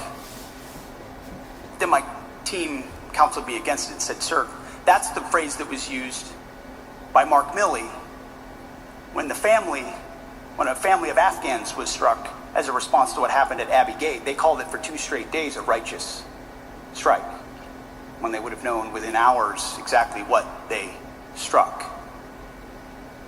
Weakness, wokeness, war. It's a new day. Operation Midnight Hammer, the world saw, after decades of hemming and hawing, the decisive effect of American military strength in obliterating the Iranian nuclear program. President Trump said they can't have a nuclear bomb. Others have said it. President Trump did it. This operation was a textbook example of the Weinberger Doctrine in action. Decisive, focused, applied in a focused, clear-eyed way that advanced our nation's interests while avoiding another protracted war. It goes for our limited but lethal actions against the Houthis in Yemen. Joe Biden tolerated the targeting of U.S. shipping.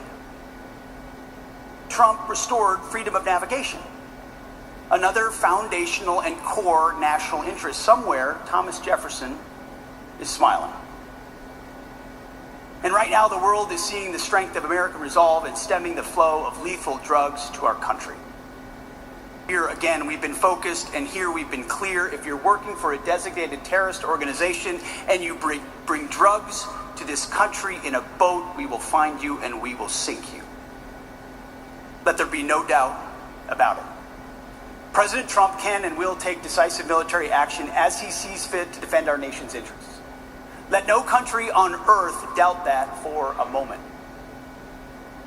President Reagan, President Trump knows how to do so in a way that is tied to a clear purpose with a decisive and credible theory of military victory. Just as the lessons of Vietnam informed Ronald Reagan and his Weinberger Doctrine, so too the lessons of Iraq and Afghanistan guide President Trump and his secretary today. For years, a bipartisan consensus of neoconservatives and liberal internationalists led us from one disaster to another. Sent our nation's sons and daughters to war after rudderless war, even as they allowed our allies to grow weaker and our potential rivals stronger. From the very beginning, nearly a decade ago, President Trump called this out for what it is: stupid. An America last foreign policy. And they fought him for it. They tried to jail him for it. And they failed. Well, their time is over. Their America last bipartisan consensus is done. It is finished. Under President Trump's leadership, after decades of disastrous decisions by this nation's self-appointed so-called foreign policy elite, we're once again putting American interests first. We're prioritizing our nation's security, freedom, and prosperity, our citizens. As laid out by President Trump, we're doing it in a way that leaves not only our nation better off, also the world. Out with utopian idealism, in with hard-nosed realism. The president's approach is one of that flexible but practical realism, common sense, if you will, that looks at the world with a clear-eyed perspective, essential for serving America's real interests, informed by strategic rationality and cost-benefit assessments. We will define our vital interests in ways that are reasonable and that make sense to ordinary Americans. This is the approach and mindset that shapes the department's focus. As a result, the War Department will not be distracted by democracy building, interventionism, undefined wars, regime change, climate change, woke moralizing, and feckless nation building.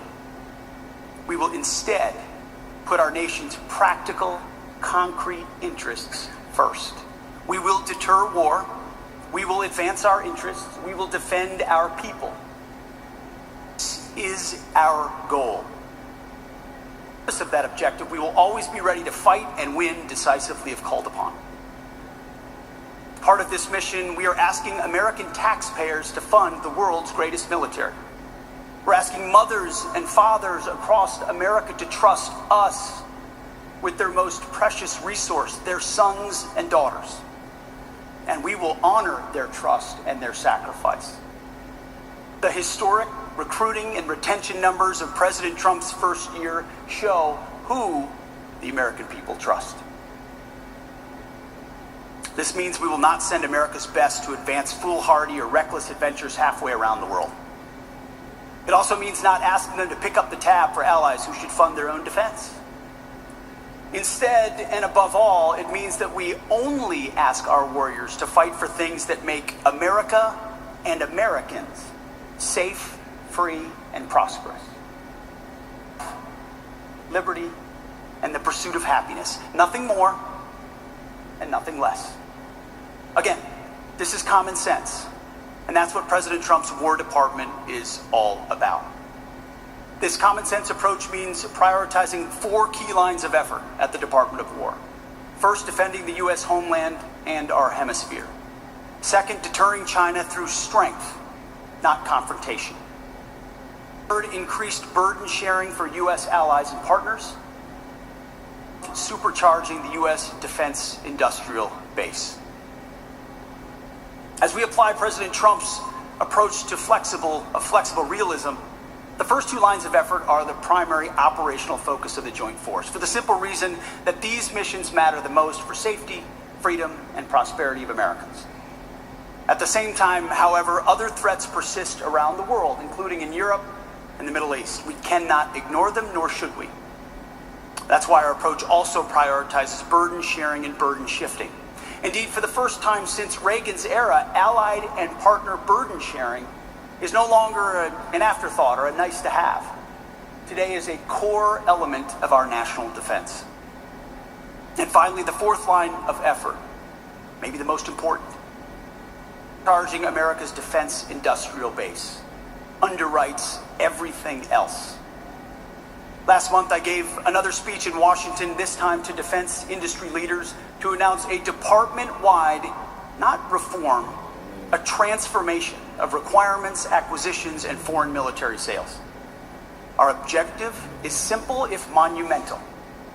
Transform the entire acquisition system to rapidly accelerate the fielding of capabilities and focus on results.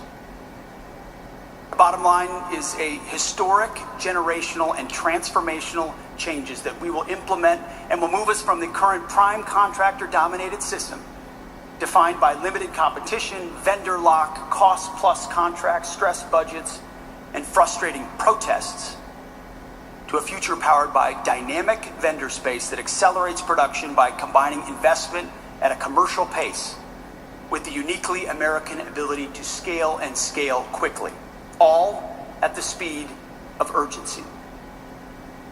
That speech stands on its own.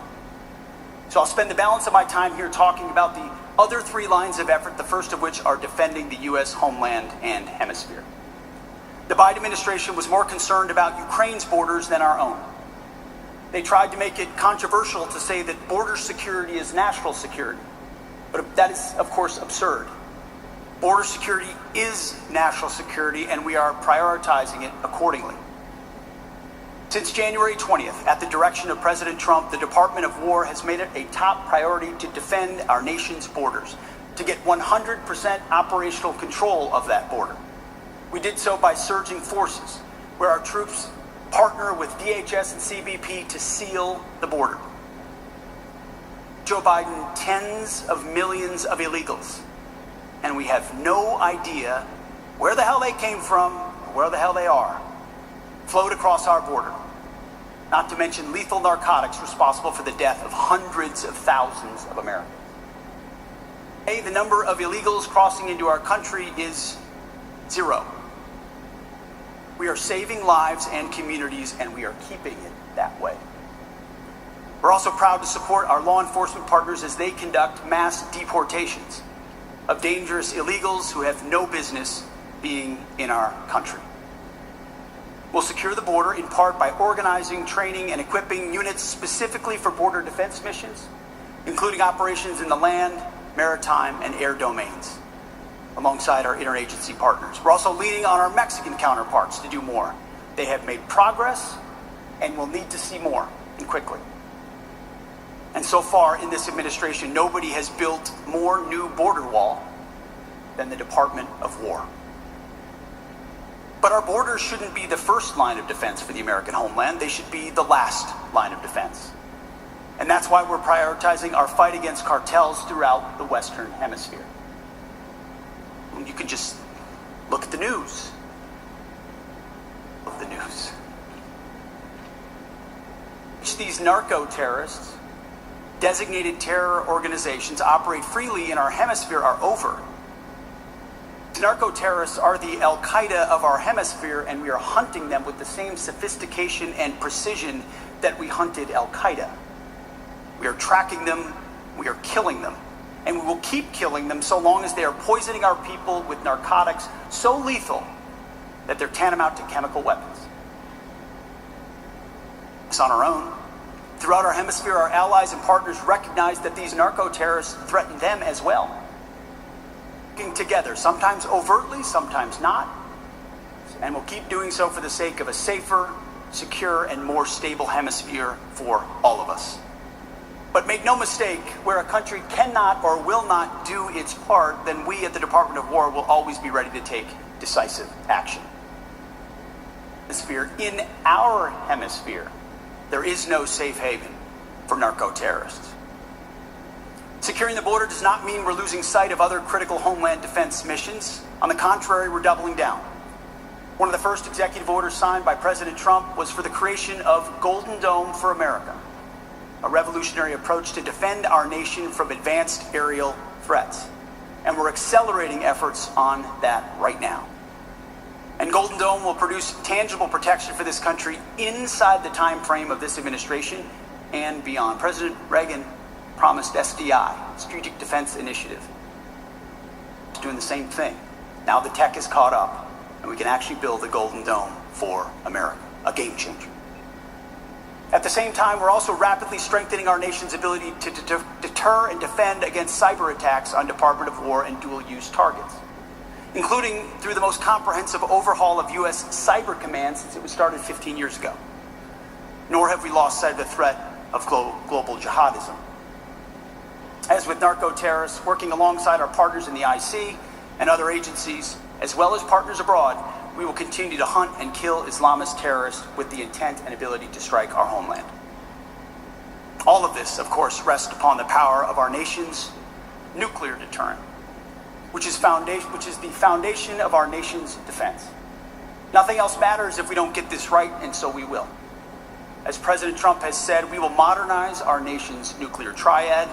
We will develop additional options to support deterrence and escalation management, and we will never allow this nation to be left vulnerable to nuclear blackmail, even in a world where we face two other major nuclear-armed powers. And we will test nuclear weapons and nuclear delivery systems on an equal basis as others. Finally, the department's activities throughout the Western Hemisphere aren't just about killing narco-terrorists, they're also about deterring and defending our nation's interests against other threats in the hemisphere. To that end, the department will always provide the president with credible options when needed. That includes guaranteeing U.S. military and commercial access to key terrain, like the Panama Canal, the Caribbean, the Gulf of America, the Arctic, and Greenland. In all instances, we stand ready to work in good faith with our neighbors, but they must do their part to defend shared interests. If they do not, the War Department stands ready to take focused and decisive action that advances U.S. interests. This is the Trump corollary to the Monroe Doctrine, recently codified so clearly in the National Security Strategy. After years of neglect, the United States will restore U.S. military dominance in the Western Hemisphere, use it to protect our homeland and access to key terrain throughout the region. We will also deny adversaries' ability to position forces or other threatening capabilities in our hemisphere. Past administrations perpetuated the belief that the Monroe Doctrine had expired. Doctrine is in effect, and it is stronger than ever under the Trump corollary. A common sense restoration of our power and prerogatives in this hemisphere, consistent with U.S. interests. The The second line of effort for the War Department is deterrence against China through strength, not through confrontation. Under President Trump's leadership, relations between the United States and China are better and stronger than they've been in many years. President Trump and this administration seek a stable peace, fair trade, and respectful relations with China. In November, President Trump and President Xi reached a major breakthrough in trade, putting both nations on a strong economic pathway. Reciprocal state visits in 2026 provide the opportunity for even more progress. The War Department is committed to the same approach, opening a wider range of military-to-military communications with the People's Liberation Army, aimed at deconfliction and de-escalation. We laid the groundwork for this with our counterparts months ago at ASEAN in Malaysia, and will continue that work. This line of effort is based on flexible realism, not naivete, aimed not at domination, but rather at a balance of power. It's a power that will enable all of us, all countries, to enjoy a decent peace in an Indo-Pacific where trade flows openly and fairly, where we can all prosper and all interests are respected. That's the world that we seek in the Indo-Pacific, and that is what our approach is designed to produce. We will be strong, unnecessarily confrontational. To quote another great Republican president, we will speak softly and carry a big stick. As I said at Shangri-La earlier this year, we're not trying to strangle China's growth. We're not trying to dominate or humiliate them, nor are we trying to change the status quo over Taiwan. Our interests in the Indo-Pacific are significant, but also scoped and reasonable. Includes the ability for us, along with allies, to be postured strongly enough in the Indo-Pacific to balance China's growing power. This means ensuring none of our allies are vulnerable to sustained, successful military aggression. This is what we mean by deterrence in the Indo-Pacific. Not dominating China, but rather ensuring they do not have the ability to dominate us or our allies. Sense. In this vein, our role at the Department of War is essential. Our job to make sure Beijing sees unquestionable U.S. military strength that, if necessary, can back up our national interests. We make clear our peaceful intentions. We insist that, as a Pacific nation ourselves, China respect our long-standing interests in the Indo-Pacific. Just insist, but maintain the manifest strength to underwrite it. This involves respecting the historic military buildup they are undertaking. It maintains a clear-eyed appreciation of how rapid, formidable, and holistic the military buildup has been. We take these capabilities seriously. Silly and frankly disrespectful not to. This approach requires focus, prioritization, and clarity of purpose. We will ensure our military can, if God forbid necessary, project sustained capabilities along the First Island chain and throughout the Indo-Pacific for today. Finally, our third line of effort is increasing burden sharing with U.S. allies around the world. Here again, many self-ascribed neo-Reaganites seem to have lost the plot. According to them, only the United States has the ability to provide for defense and deterrence in Europe, the Middle East, and the Indo-Pacific. According to them, if the United States doesn't do it, nobody will. In fact, according to some, America is actually better off subsidizing these allies' defenses, even if they're perfectly capable of doing more for themselves and our collective defense. That is, of course, patently ridiculous, not to mention insulting to our allies. It's vitally important for America's allies and partners to step up and do their part for our collective defense. A matter of doing right by Americans who are rightfully frustrated by years of allied free-riding. Pragmatic. As we rightly prioritize our homeland hemisphere in the Indo-Pacific, threats persist in other regions, and our allies need to step up. And step up for real. Europe faced Russia. Iran has been set back by the president and Israel's actions, but remains a threat in the Middle East. And of course, North Korea looms on the Korean Peninsula.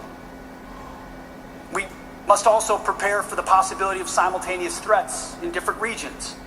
That doesn't mean we think such simultaneous action is likely or even necessarily inevitable, but it's something the Department of War must be prepared for. The way to prepare for this is not by pretending we can do everything or be everywhere. Handing a permission slip for our allies' laggardly defense efforts. Neo-Reaganite attitude led us to fritter away our soldiers' lives, our natural resources, and our citizens' support in rudderless wars. Our approach is fundamentally different and in keeping with the noble tradition of President Reagan as well as Nixon and Eisenhower. We will actually, for real, get our allies and partners to step up and do their part. No longer tolerate free riding. Trump has shown the way with his historic leadership that yielded the commitments at NATO's Hague Summit. There, NATO committed to spend 5% of GDP on defense, 3.5% on core military, and 1.5% on security-related investments. To take primary responsibility for Europe's conventional defense. Things most folks sitting here just 5 years ago would have thought completely impossible. We're now using this template to press our allies around the world to meet this new global standard the president has set. Working. It's Europe and Canada. And just last month, South Korea committed to spend 3.5% GDP on core military spending and assume the leading role in the ROC's conventional defense. We are optimistic that under other Indo-Pacific allies will follow suit. Few years, thanks to President Trump's visionary leadership, we will have our allies, which include some of the wealthiest and most productive countries in the world, once again fielding combat-credible militaries and boasting revived defense industrial industries.